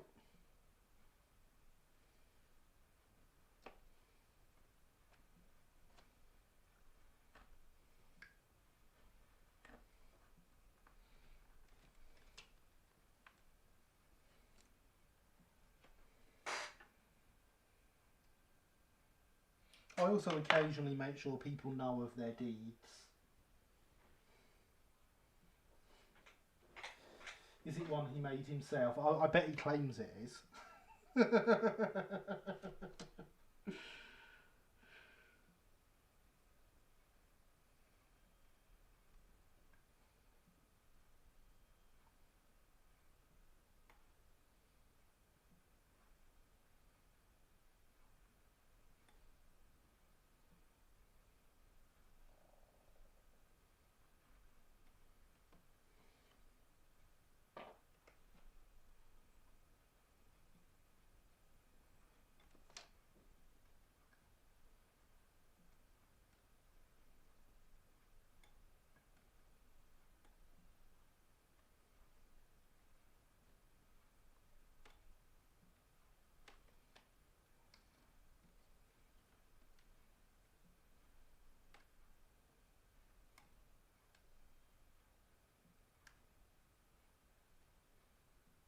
And now the chatbot wants you to check out my Instagram.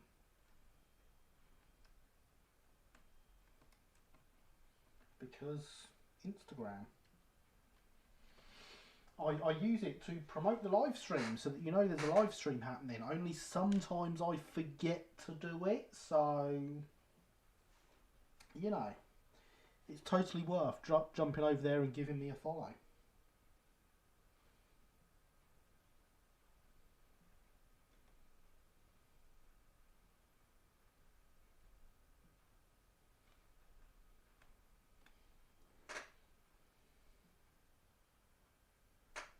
Just been offered a job, CAD 3 mil scale, LBSCR steel under frame vans.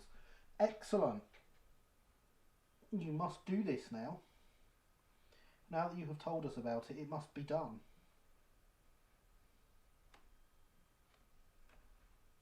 And then you must rescale them to 4 mil. Never even heard of Tony Wright until about a year ago. Read one page of his thread on RM Web. Instantly hated him. It's an easy conclusion to come to, isn't it, on his thread?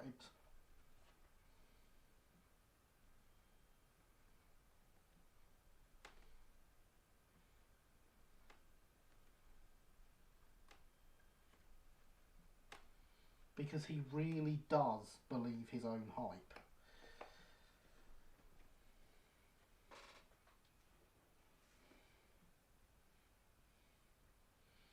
Just do it, not GIF. No, I named the reaction do it. It's much easier. Don't have to type the just then.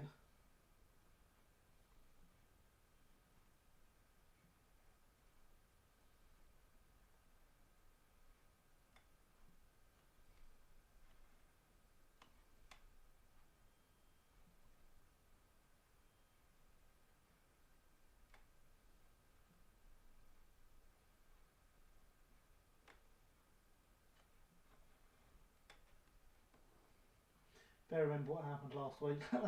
I read a year ago. Oh. Yes. The joys of memory. I've heard a rumour I have one.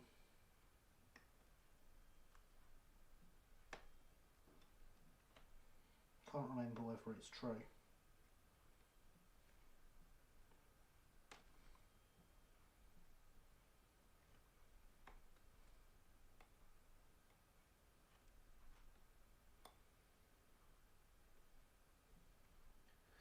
Good, thank you, Anfield Road, and welcome. How are you this evening? I hope you are well.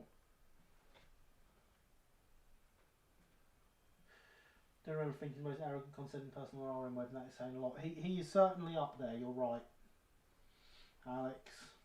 Scissors wiring is complicated. I'm sure it is, James, but you can do it. I believe in you. They all believe they are God's gift to the world, and some of the stuff they produce is awful. Indeed. Some of the stuff I produce is awful. I just don't let anyone see that.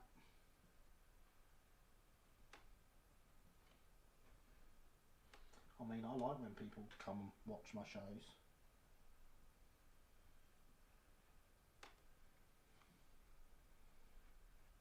Why would people do that if it was all awful? So I've got to keep the awful stuff hidden.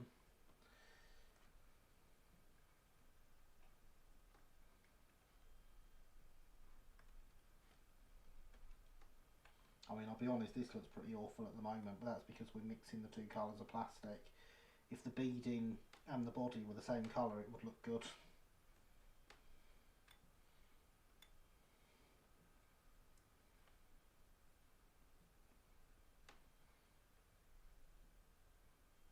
This is something I know from experience.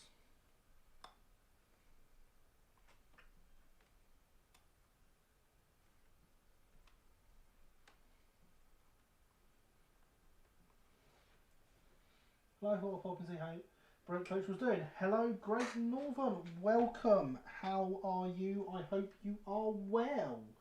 The Brake Coach is very nearing completion. It can sit up on its chassis. It has its beading, which, as I was just saying, is looking awful because of the mix of colours.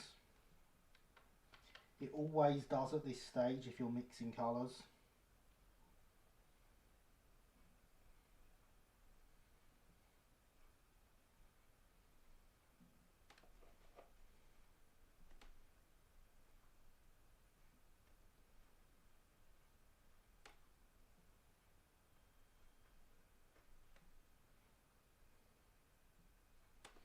will be good when it's done. Alex is bad at games outside being a gaming streamer. Alex is not very bright. Alex was great at being a gaming streamer.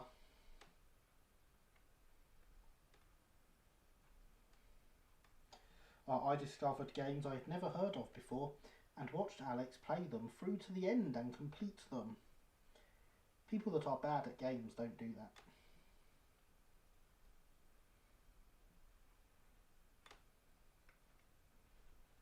Trust me, I know. Good but tired, how are you? I am about the same actually. Had a very tiring week. It's been weird because it's been the first week in a long time when my laptop spent a significant portion of time turned off.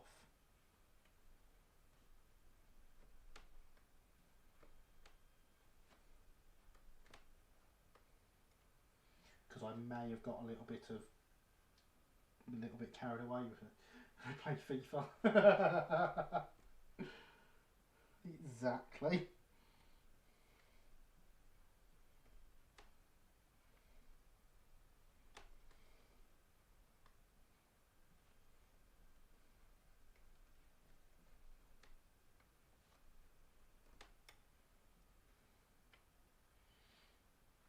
Thank God for so easy child can do it modes. Oh. You keep telling yourself that, Alex. Your content was good and you were entertaining. I understand why you stopped. But, you know, I'm not going to change my opinion of you because of what your content was because you stopped. It was enjoyable content with an enjoyable person hosting. Hit me up on Twitter. I can indeed, sir. Tis not a problem. Might be worth dropping me a message on there first because I'm normally not done packing away and filming the review till nearly half past.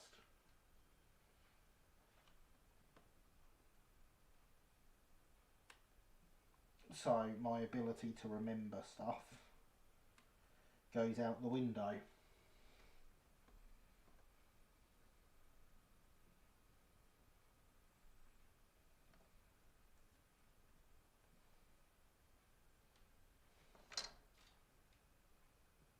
Let's not punch the camera.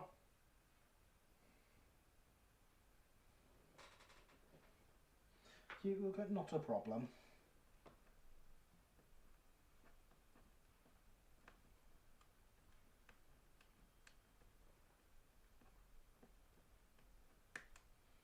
Oh dear, I snapped it.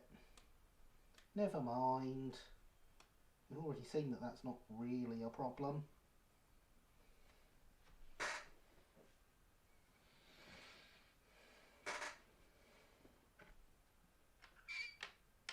Let's take that back off because we're going to want to put some glue on it shortly. But first we're going to want to just use a bit of acetone to clean that up.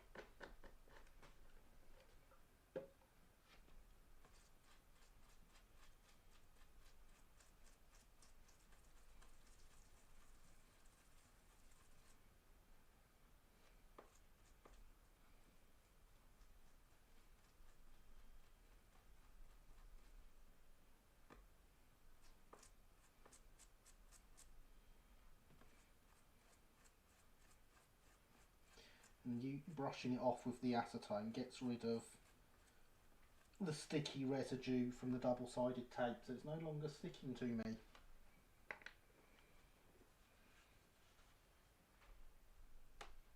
Which is always a good thing.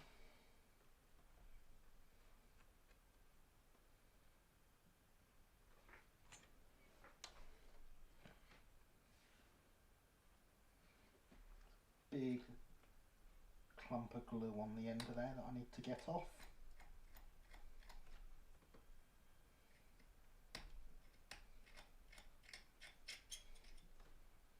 There we go. So we are nearly approaching 11 o'clock.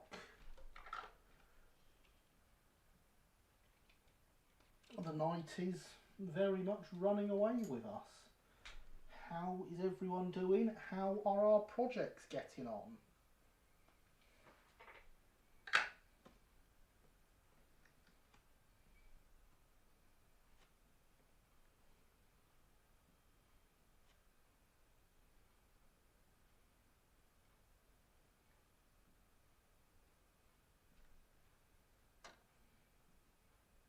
Hearing about your project is indeed one of my favourite things of doing this, if I'm being completely honest.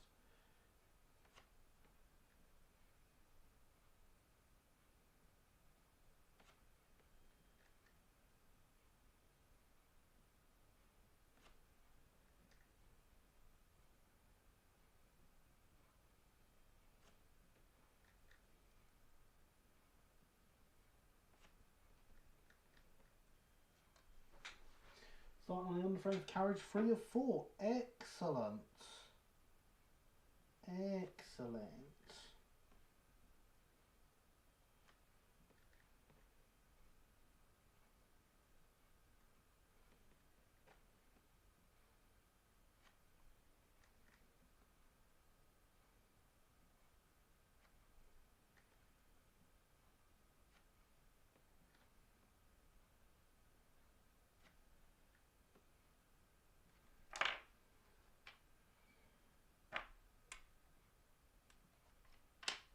Look at that, I didn't stick that one to the workbench.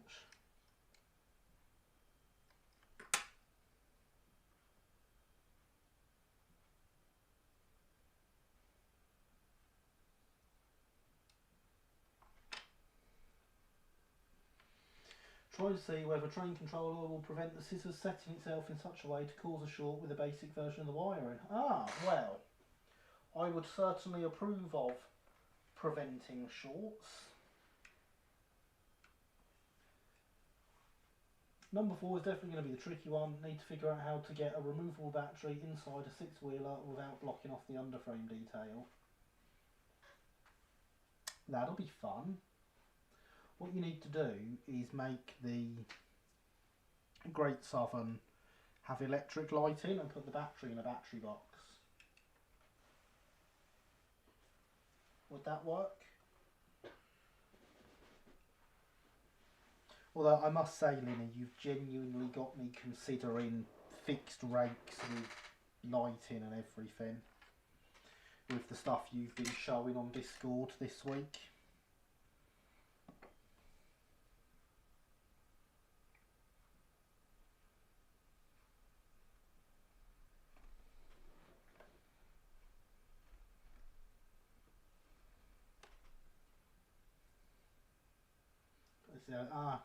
Fair enough.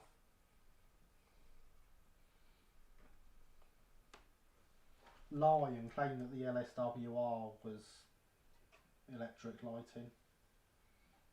Proof of lighting. Use lighting. I also proved the LSWR. Well, I mean, they're in the top 3 of my favourite pre-grouping Southern companies. The major ones, anyway.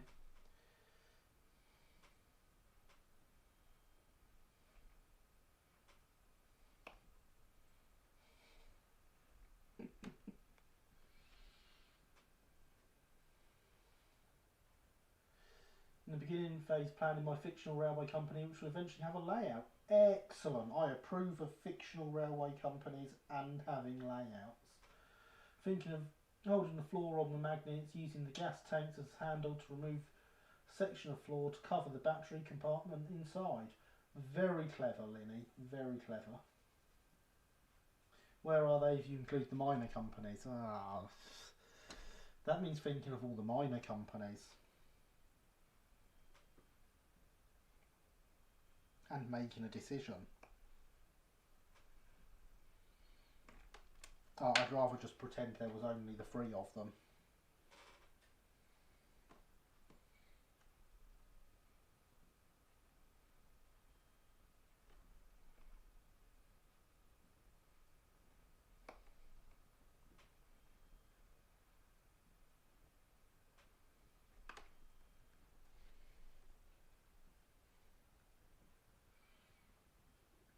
also approve of fictional railway companies. I'm sure you do, Lenny.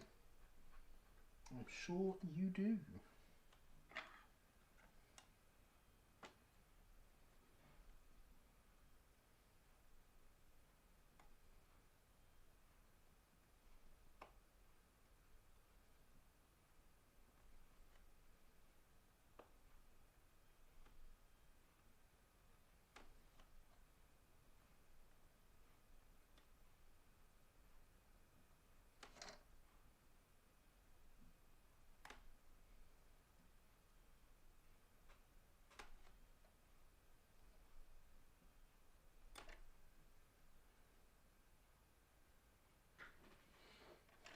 What about fictional countries? Nothing wrong with fictional countries. They're brilliant.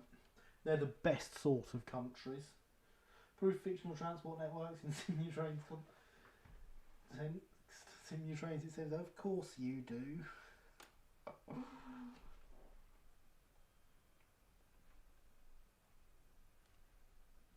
Of course you do.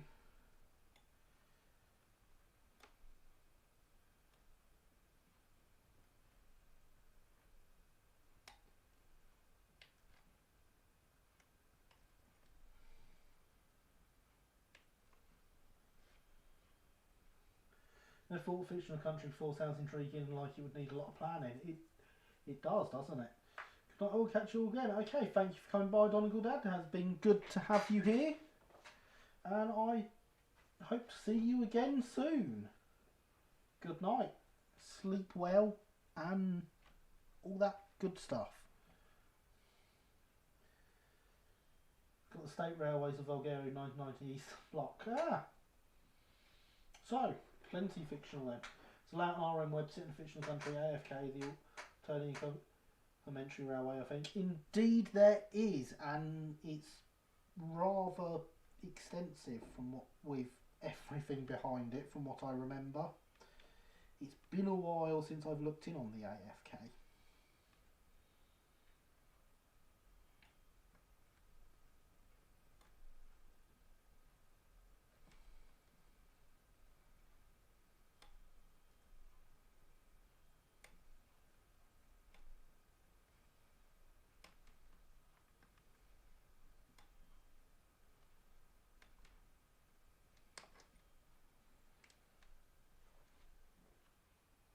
Once upon a time, I invented a fictional company on a fictional island. I know what you're thinking, but no. Off the coast of the UK, still no. And the island was a crown dependency. So, not fully independent, but with its own government and everything.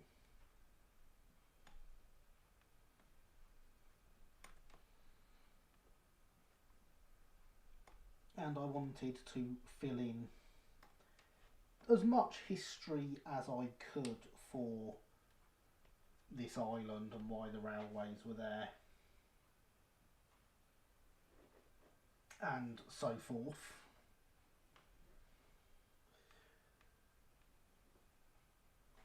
And I ended up planning the history of the island back to the late Iron Age.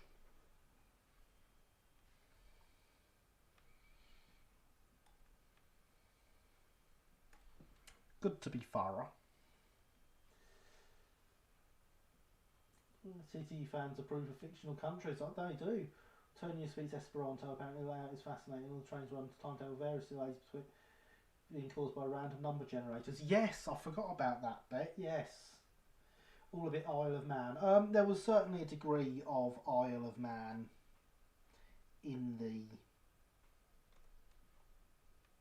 planning of things.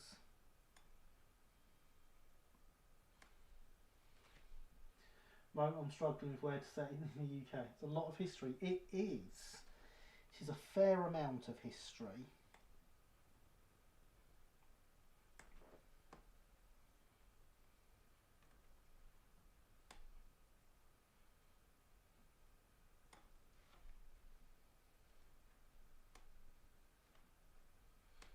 you know, if you're going to do a job, you might as well do it properly, eh?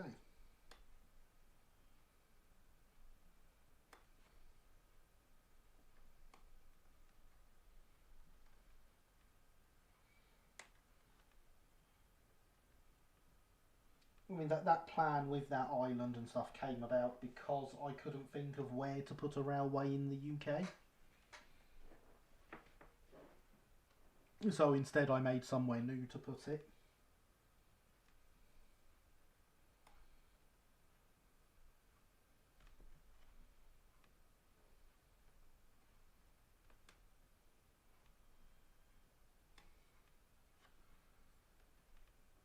And then, you know, I did my usual of getting carried away.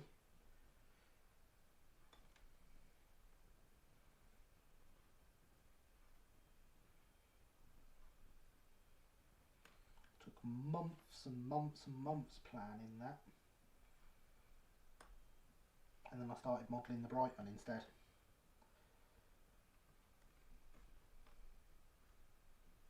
I mean, that's not quite entirely true. I did go through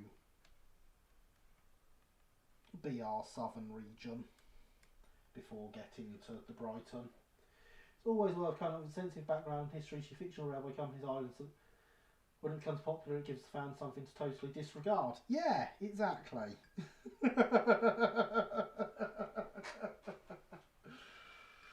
Exactly. Right. I'm going to refill the hydration vessel.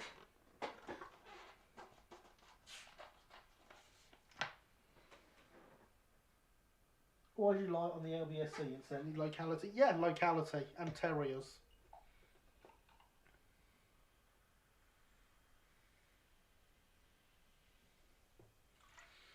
It very much came down to I have always been very interested in local history. Off to bed. Thanks for streaming, Gary. See you all next week.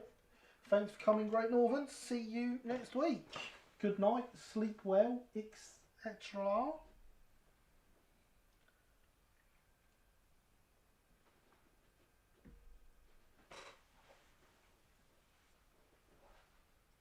And why so fond of terriers?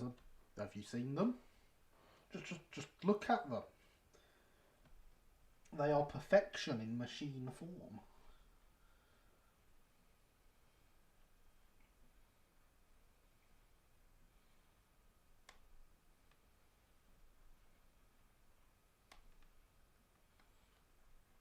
A perfectly designed piece of Victorian technology.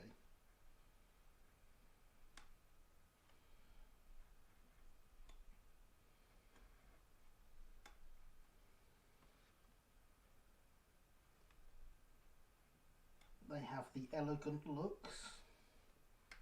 Their small size is an advantage in that, in my opinion.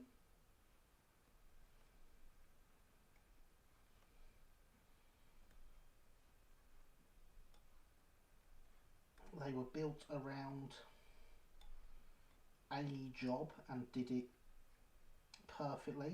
They well outlasted themselves because of well outlasted their designed life because of how useful they were as an engine. Lovely and sent to many well designed pre-grouping engines, lovely. So Midland compounds, Great Northern, LBSC Atlantis, I3s, LCSR, 1 classes, Great Western, 222s and Sterling singles. I mean, none of them are as nice as a Terrier though. You've listed some very nice engines there. Of course, all single wheelers are fantastic, as are all Atlantics for that matter. But they don't have the elegance and simplicity of a Terrier.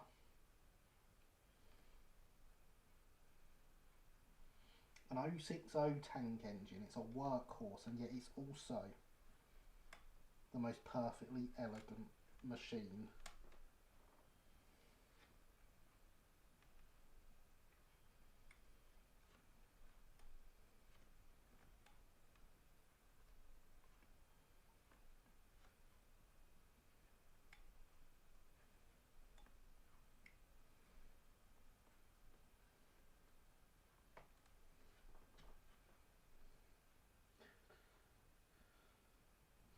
Variety of human condition is nearly boundless. It is indeed. Opposite locality, find different people are like that. It is, isn't it, James? Can't get much further away than mine. No, that's true. You can't get much further away. Thought it was bad modelling Surrey when I live in Scotland. It says be modelling Scotland while living in Surrey. It is quite far. It is.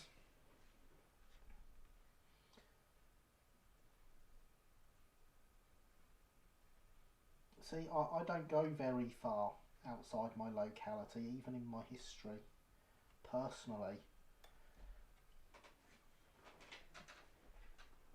I can trace my roots back to the royal courts of the Saxons.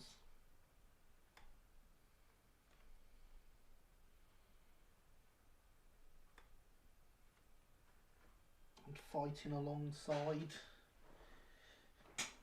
them at the Battle of Hastings.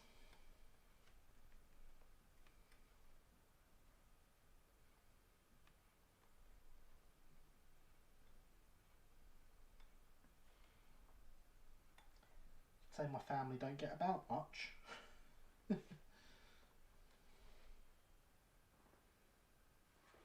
My ancestors from all over the British Isles. Yeah, I have other ancestors. I have much more recent history from other parts of the British Isles. But my,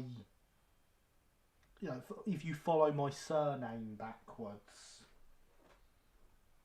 specifically, you can be stood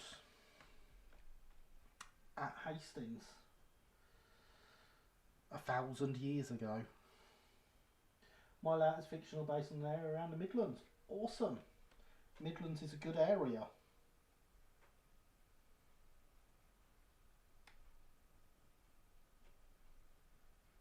Of course, one day I'll have everything I need to get on with our Midland-based layout on stream. That's all going to be very, very live and raise lots of money for charity.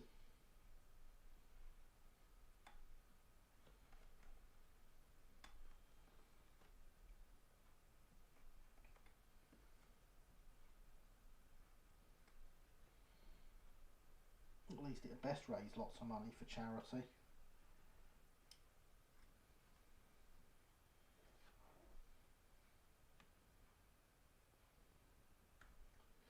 Much to be said for a good Midland, indeed. The Gary Midland, how you plan is blackline your carriages. We'll get to that when we get to that, James. Someone who lives in the Midlands, I question anyone calling it a good area.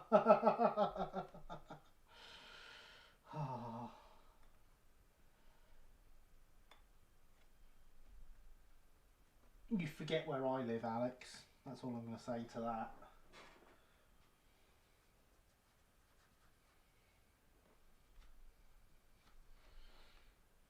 East Midlands, not all Midlands are the same. No, that's true.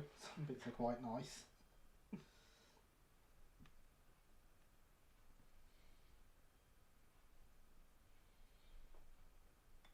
Unlike Hicktown, it's all full of hicks.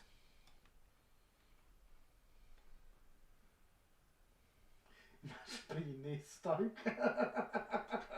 Been to Stoke once, never again. Birmingham Splendid, Everone and Feed Railway Station for one. Terriers are really lovely, really nicely proportioned. They are, aren't they, Killian? There is everything is right about a terrier.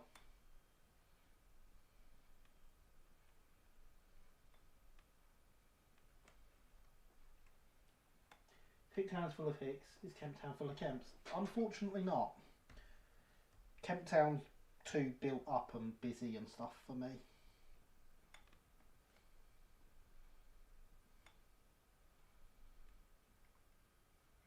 I am, however, related to the person it was named after.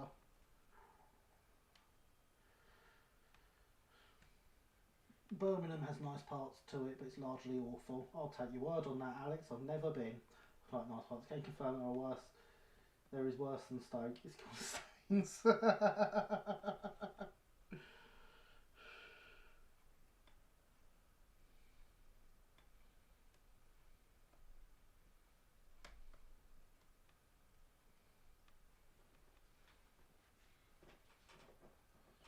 you want to talk about Birmingham stations, look at Snow Hill and New Street. Name me any redeeming features to them. They have trains. I mean, that is a good redeeming feature. They take you somewhere else. Oh, excellent.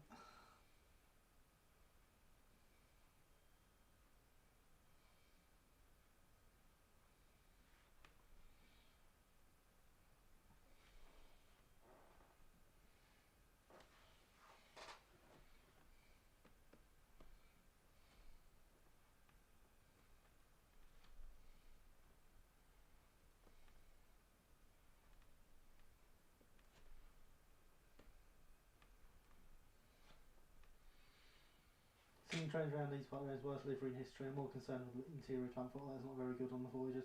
Mediocre on Penley. It's very nice people out of Old Birmingham New Street Station. There is. I think I saw that in a magazine once. It might have been RM Web, but I think it was a magazine. I think it was back when I used to get modelling magazines. It's been like old New Street was marvellous, but the 60s did for that. Yeah, I hear the 60s did that for a lot of things.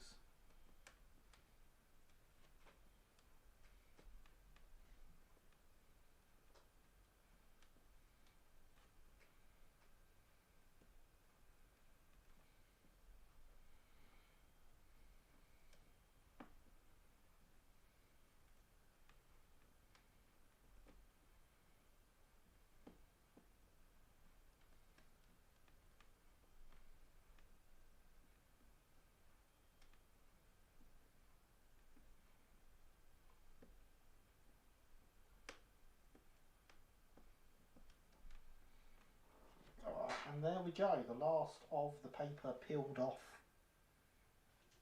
from the beading. Don't know about worst livery ever. Have you seen the livery for the fictional Country Route Train Simulator? Fair point, might still argue that West Midlands Railway livery is worse.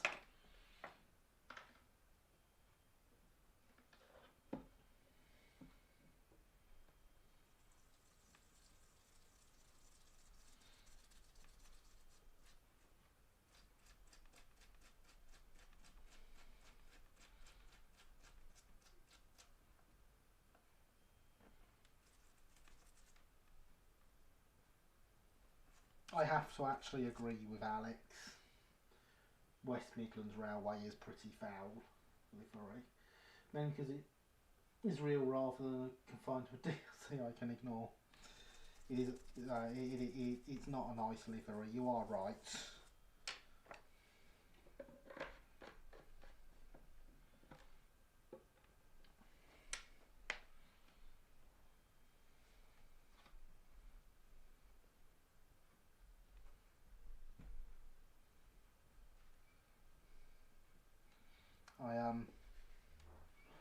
I was trying to think of a livery I've seen that's worse than it, and I thought, oh, I know one, and then I remembered that that livery is based on that livery.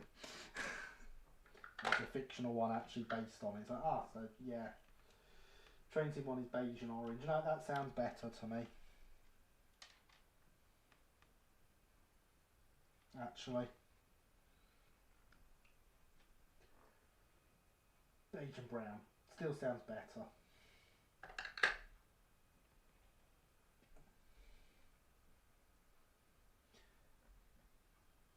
I'd be willing to compare with a photo, a picture, but the colours sound better to me.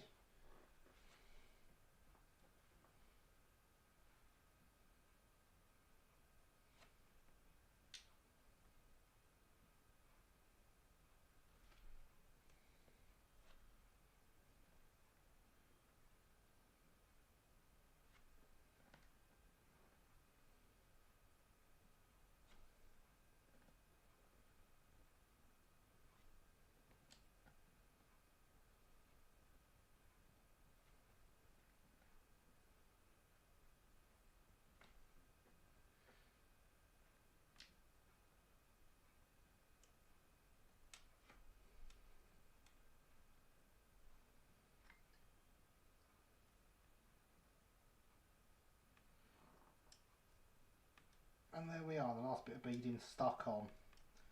Now it needs its filler and stuffs. Carriage is really looking very nice. Thank you, Killian. It'll look even better once it's not all contrasting colours that make it look terrible. But it does now have beading all the way round. West Midlands livery is even more strange when you consider the same parent company also came up with a new London North Western livery, which is actually quite nice. That is strange. I agree. And I will remind you all again, hydration is important.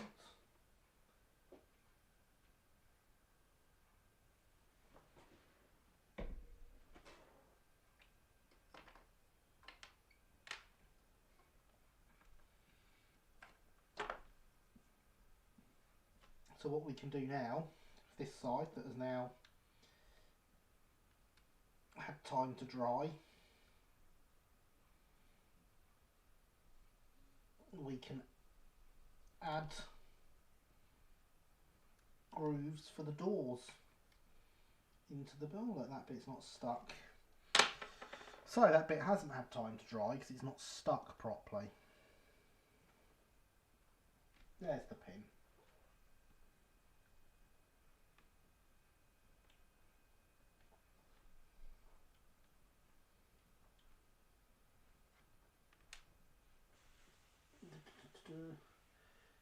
It's a fictional country.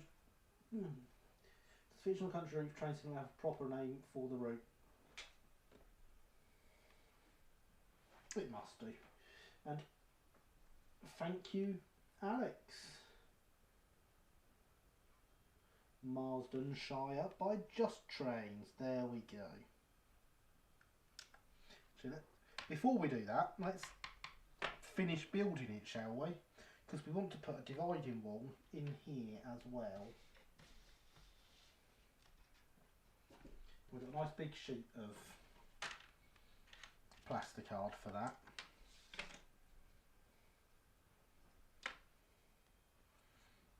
So we want to go to the same thickness. And why am I doing it from there? I want to do it from the edge, really.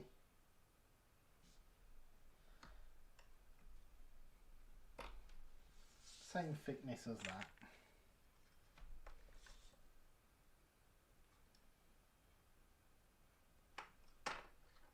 And about that tall.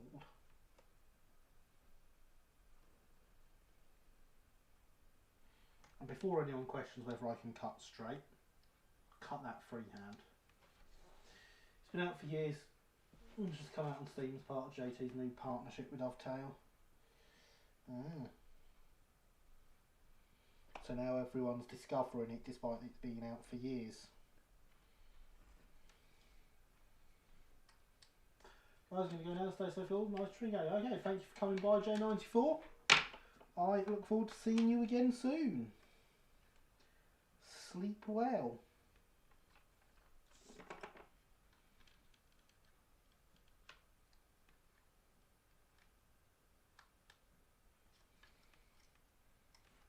Typical, there's a little bump from the glue there. It doesn't quite fit because of it. Over there now.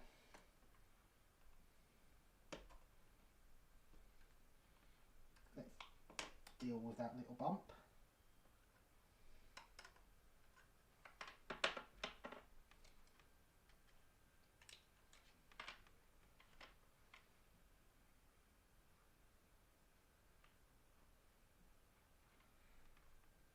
Fits now. Yeah, a lot of people won't touch Tracing DLC if it doesn't come through Steam for some reason. How strange. People are strange. That's not news to anyone, is it? Everyone knows that people are strange.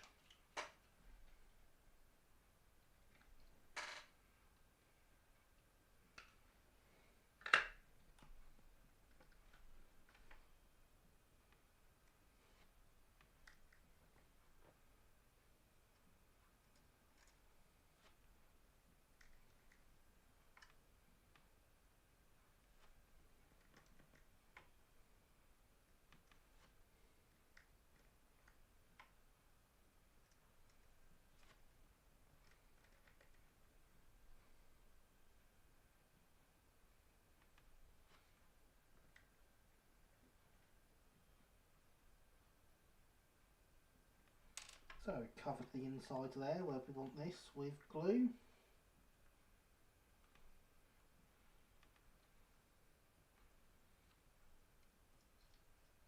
We'll drop that in and square it up, and there is our partition from the luggage section.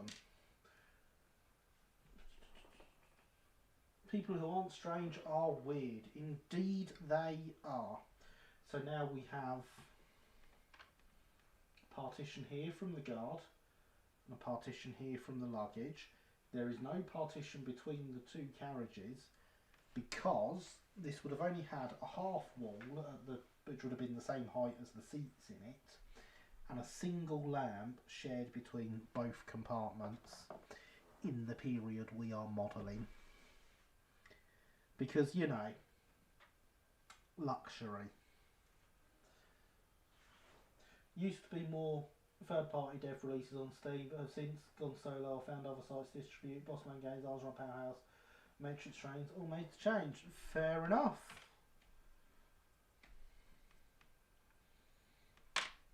But now that that's done and that's drying and going solid, we're going to turn our attention back to the chassis, which is now very solid,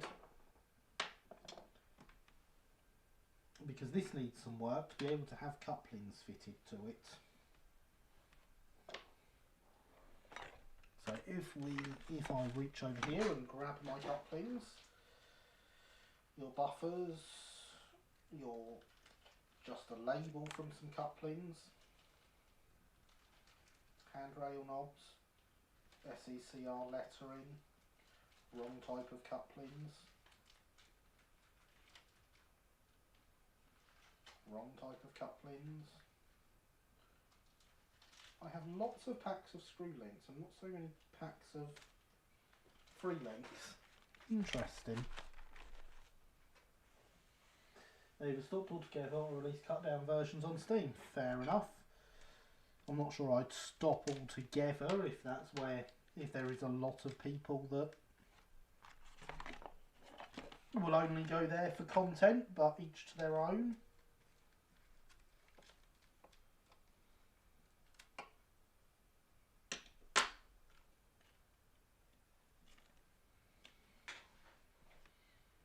Talking of train sim add-ons, it would appear Chris Wilson has had two partially closed down for 2 weeks. For those that don't know,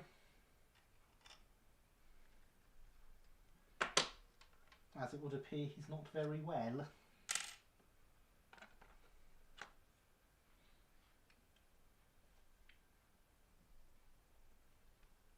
So if people want to go over to his Facebook page and show him some love, he would appreciate it. He said so.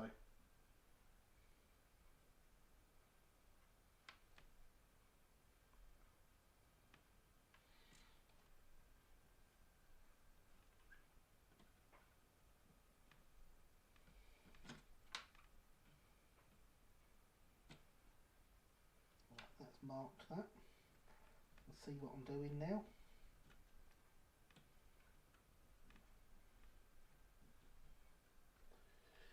Just proof of not being well. Get well soon to hear, indeed. Hopefully he gets better soon. Yes, he has. Well, he has what you expect people to have at the moment, unfortunately. So we do indeed wish him well.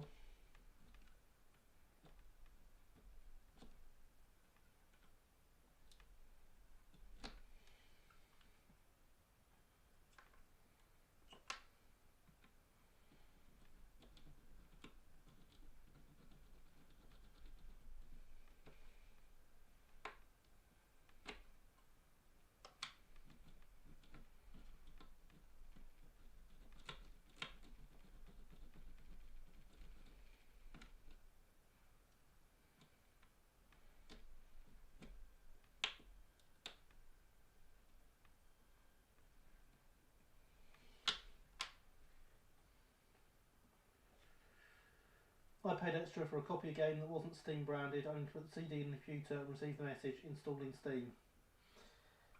That's... wow. Yeah.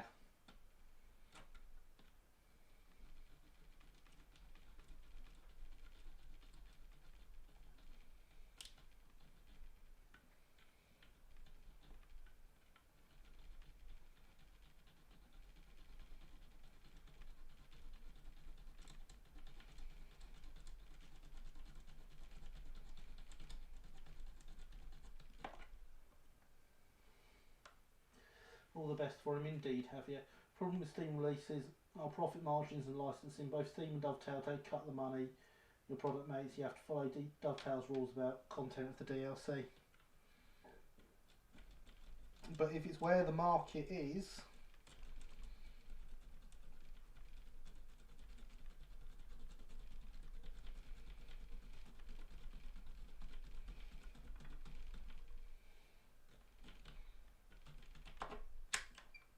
I mean, look at Apple and the App Store, for example.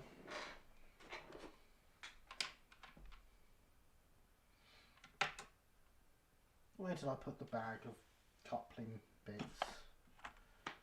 Ah, in there. Yes, that's long enough for the spring, so we just want to get inside of there.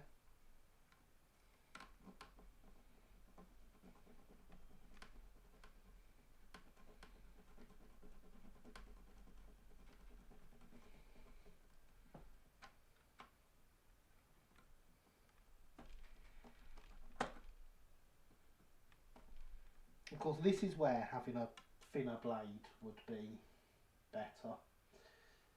Apples are only fit for crumble, and cake sometimes maybe pie, but mainly crumble. I agree, James. I thoroughly agree.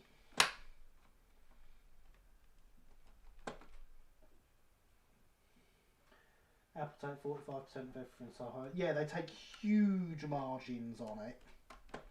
And you're not allowed to have your own payment systems in the game. Or in the app. Doesn't have to be a game, does it? All transactions inside have to go through Apple's system so that they can take the cut out of that as well.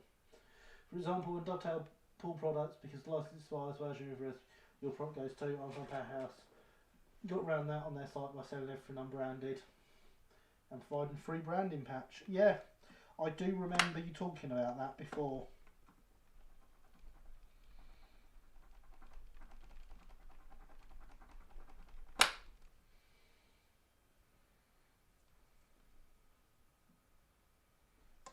Almost there.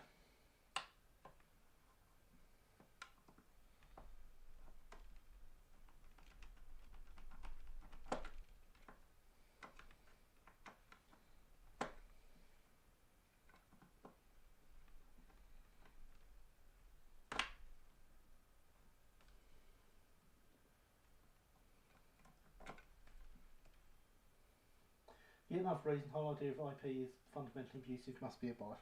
Well, I'm not sure in that case it is an example of that.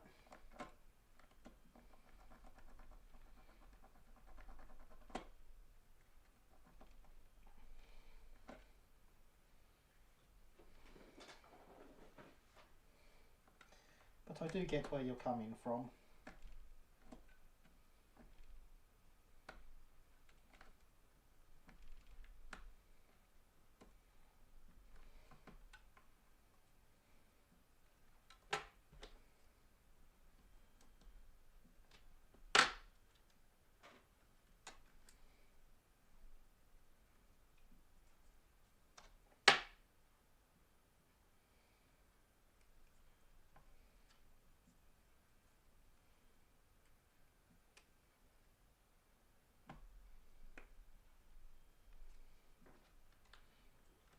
James, you've been asked by a moderator not to do it, so don't.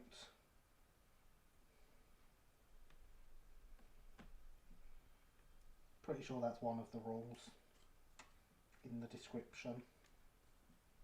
If not, it is now. It certainly is on Discord.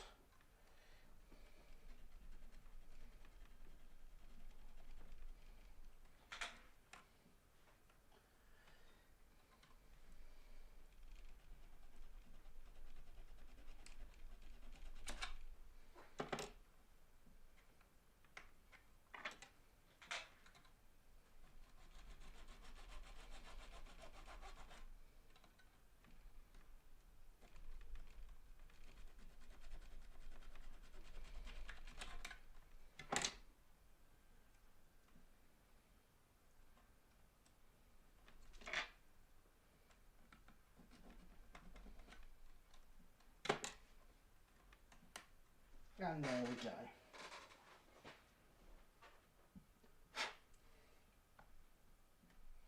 Now that I've got that bit out, I can get in there to remove the bit I want to remove here, because I want to take this all the way to the buffer beam. But that bit was in my way.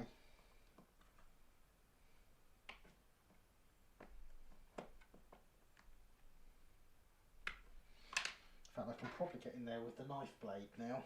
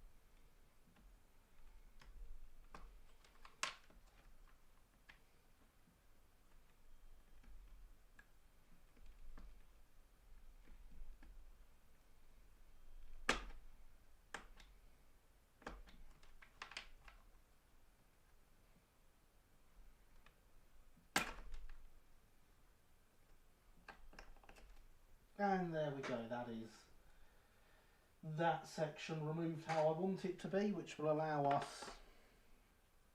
to put the hole through the buffer beam and have plenty of room back there to fit the coupling.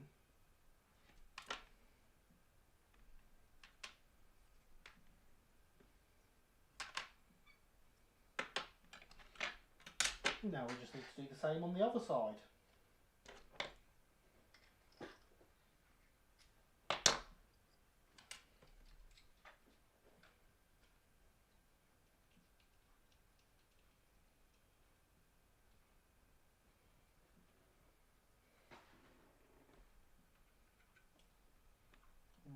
In line with that bit on the edge there.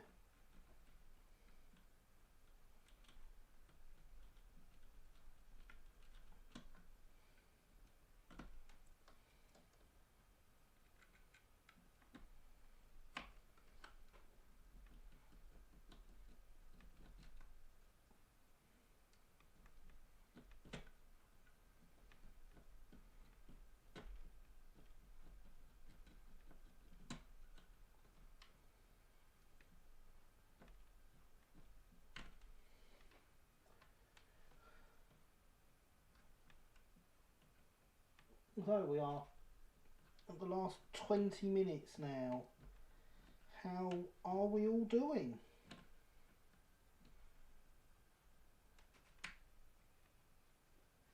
Are any of our projects drawing to a nice conclusion before the end of the stream?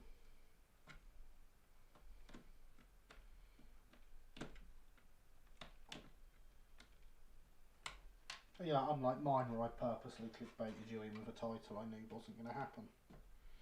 Not that I would ever do such a thing.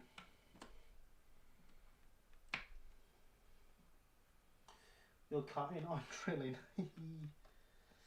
I've got some drilling to do once the cutting's done.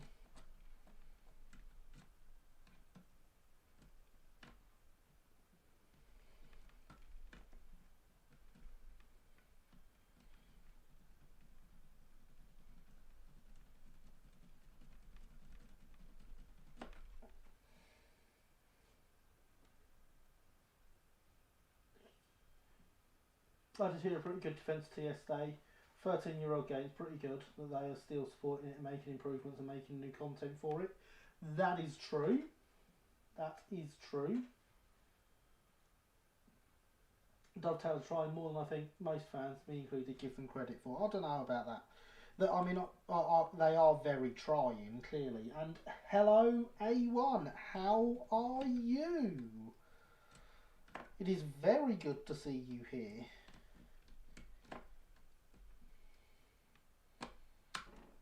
I hope you are well. Getting the bomb racks onto the wings, this aircraft will be finished. It's on a 45 squadron base in India, bridge busting in Burma. Excellent. Just remember everyone, Hydration is important.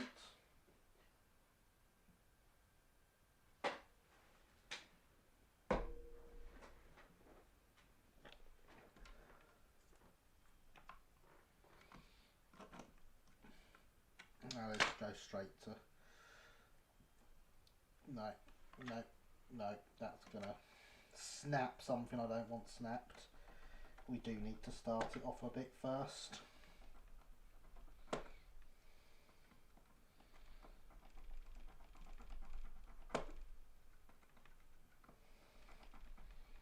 So that we're bending against somewhere that's got a bit more strength. And well, how's you? I am very well, thank you. Last major content updates improved the stability of the game a lot and crashes are far less common. No. Are you sure you're playing Train Sim? Stability improvements? That doesn't sound right.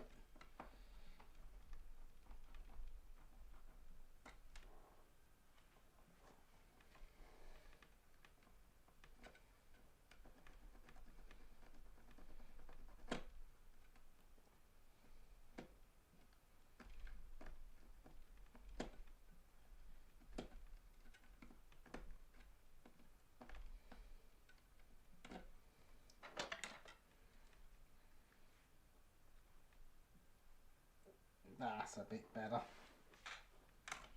Didn't feel like it was going to try and snap off the rest of the buffer beam there. Yes, they still make silly mistakes and odd decisions, but they do make many silly, but so do many game companies. They're trying to be more transparent with us on the forums. I mean, that's a start.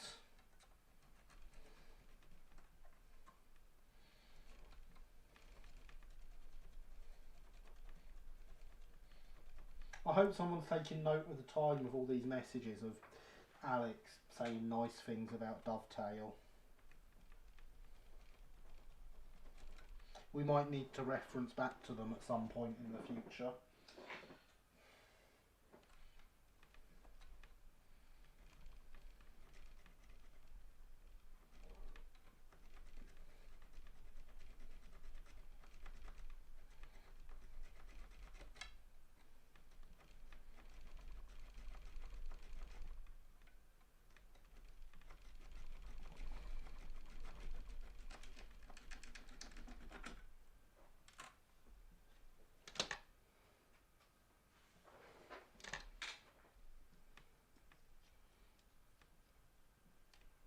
Oh look, and there's a link to the Facebook.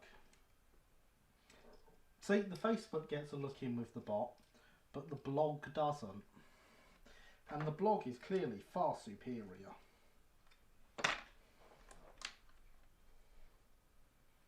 Genuinely is at the moment. It's got original content.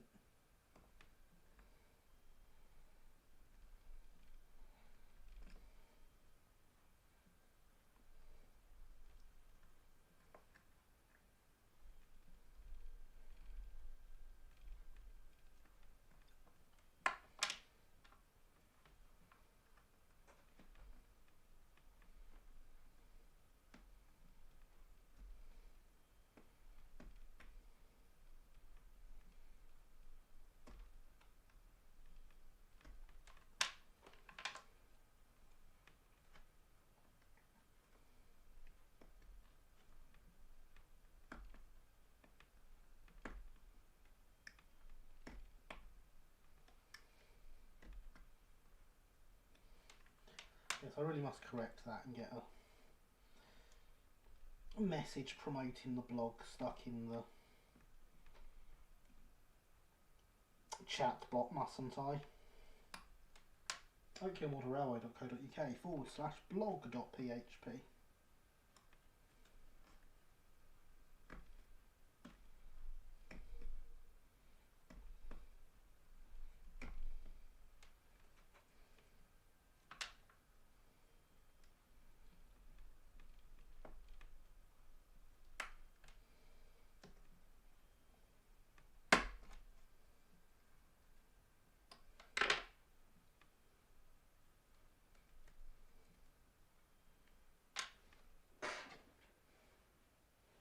Believe in giving them credit or criticism when they deserve it. Still dropped the ball majorly with the West Coast main line, South route. That should never have happened. Oh God, no, that should never have been allowed to happen. That was pretty terrible.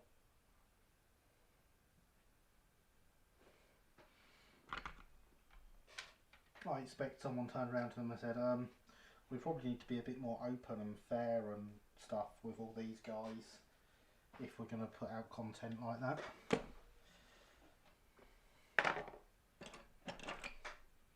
Look at that, a drill pre-set up with the right drill bit. I assume that's a blog link there, Alex. I can only see half of it. It is. Question is, did you check I got the address right first?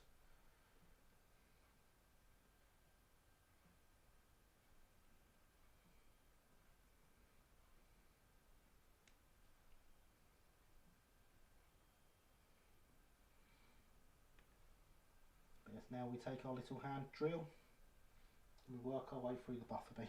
Yeah. Good. Because I know what I'm like. I wouldn't trust me to get it right.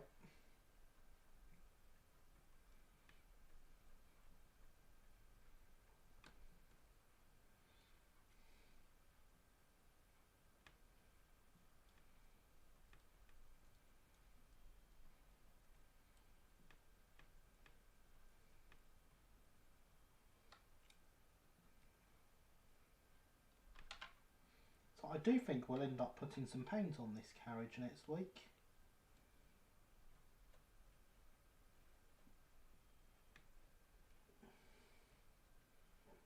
I went to the page and copied the link directly, and yes you did. Ah, fair enough. I am glad I got it right. I literally made it less than a week ago, that page, so I would hope I got it right. But this is me.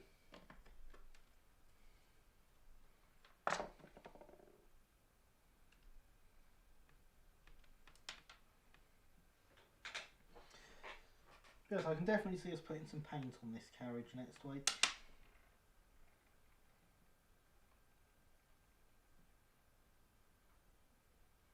Now, because I slipped slightly down when I was drilling that hole, I can't actually, it's not actually high enough. That's a pain. Not an unsolvable one though.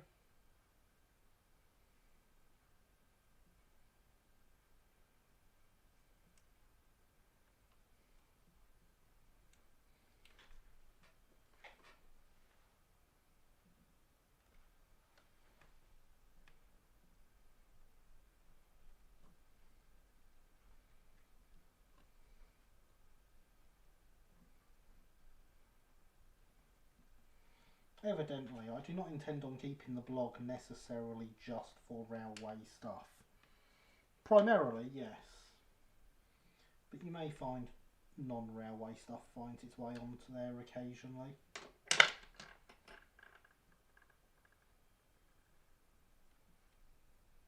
So be prepared for that, everyone who actually reads it.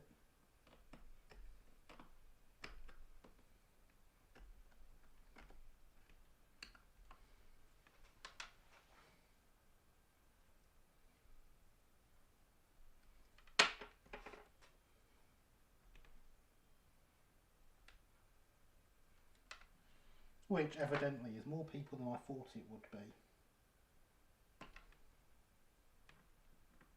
I was really surprised when I got the numbers through for how many people had gone and read it.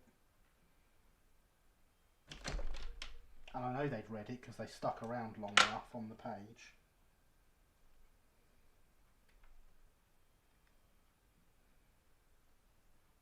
And yes, I know that proves nothing.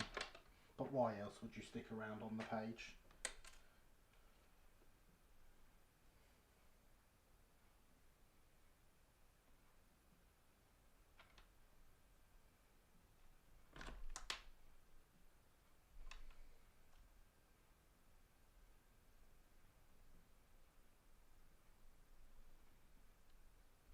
This difficulty we're having now is caused by where I slipped with the drill, so it wasn't quite high enough up, and so I had to extend the hole with the knife.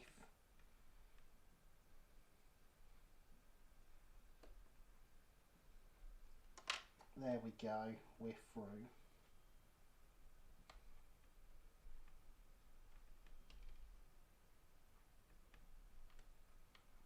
If I'd have drilled in the right place, that would have been significantly easier, because of course you drill the top and the bottom and then you join them together with the knife, which, poking the knife through to extend the hole upwards, leaves you with a slightly triangular hole. And we are down to 10 minutes left.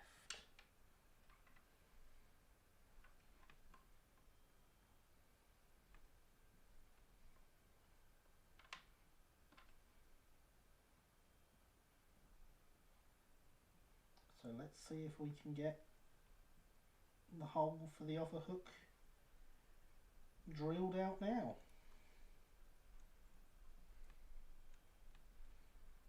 And then we'll put some wheels under it, because wouldn't it be good to see it on its wheels?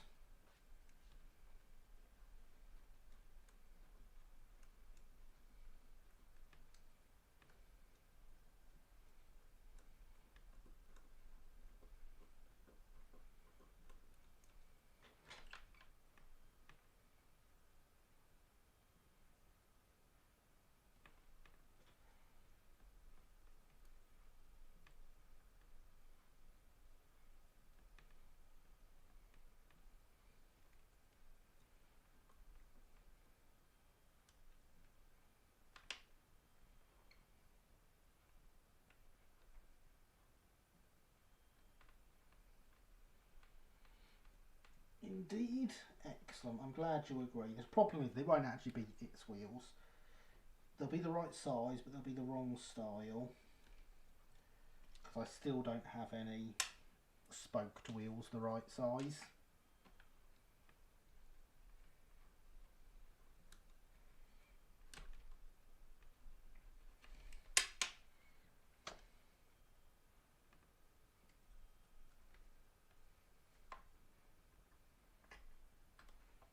It's quite surprising just how thick these buffer beams are.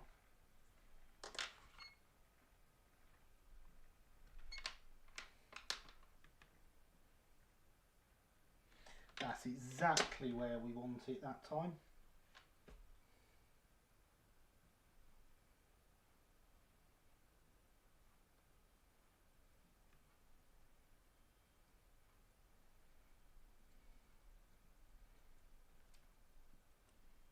So if we can get it exactly where we want it the second time, we'll have a nice easy job with this one.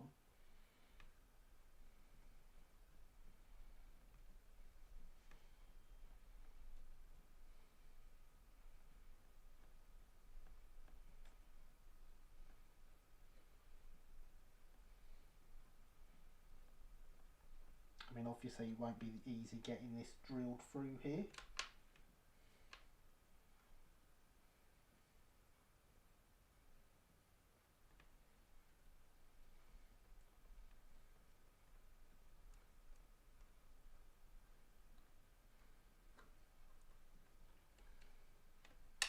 Just because this isn't the easiest plastic to drill through, and this isn't the correct way to use this drill.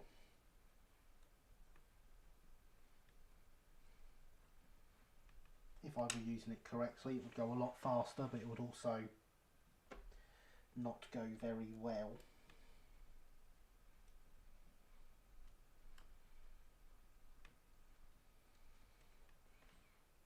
Because you're supposed to pull this up and down. At the moment it's doing nothing, so I'm putting no pressure on it, but if I was putting the pressure on there as well, it would go a bit too fast for this and blooming damage the buffer beam. Go on, ask me how I know. And we're through.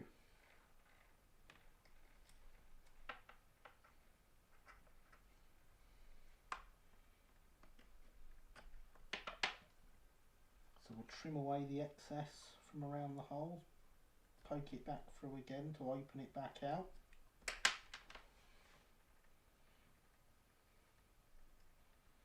And then we just have to use the knife to open up the two holes into one.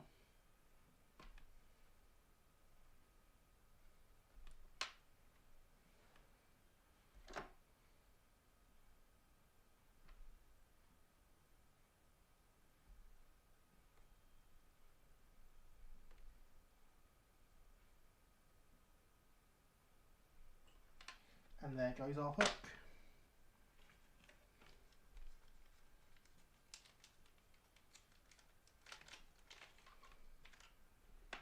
It is 5 to midnight, so let's grab another hook out. We won't make up the couplings, we'll just get the hooks on there.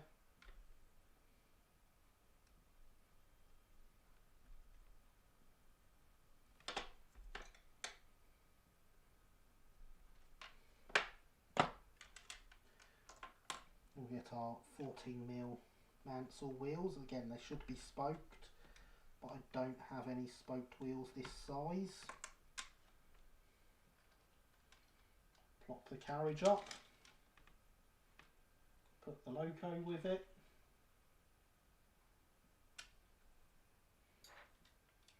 and drop the camera down. Doesn't she look good? It's all coming together now.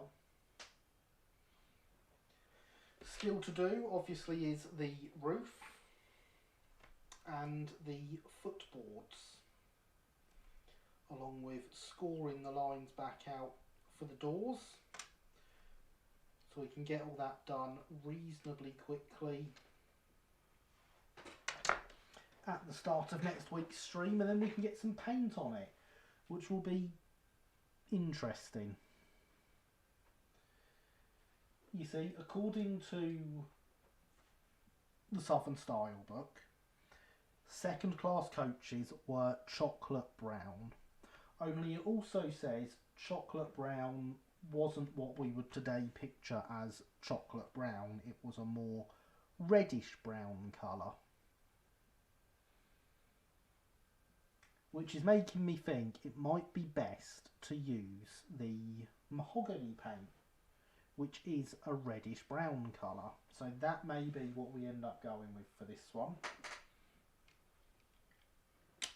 And of course that will then give us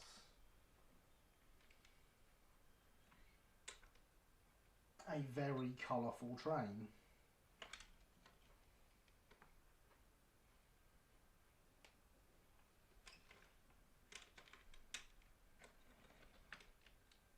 Let's move it all to where it all fits. There we go.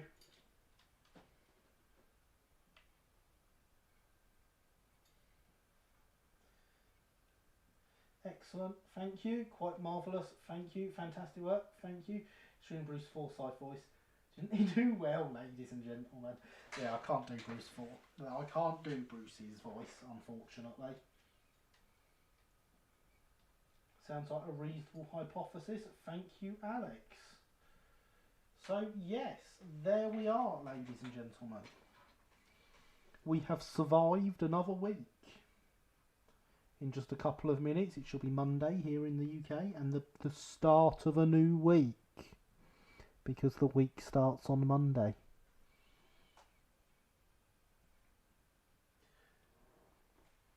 Early railway goodness. Thank you, Alex.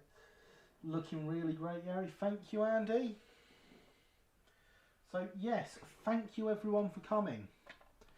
It has been fantastic to have you here. I have really enjoyed it. I hope you have too. There shall be a video on Tuesday of the review of this stream on Thursday. And then I look forward to seeing you in next week's live stream. And of course, for some of you, in the meantime, on Discord. So yes, thank you for coming. Survived another week. Yes, indeed, have you. First I've managed to get to the end of a stream live. Thank you, Paderborn. It is indeed. I never even realised that. God. You know what they say? Another day, another day. Indeed. Indeed, night all. Thank you. Yes. Thank you everyone for coming. It's been wonderful. You have been great as always. I've been Gary. This has been Let's Build. Bye for now.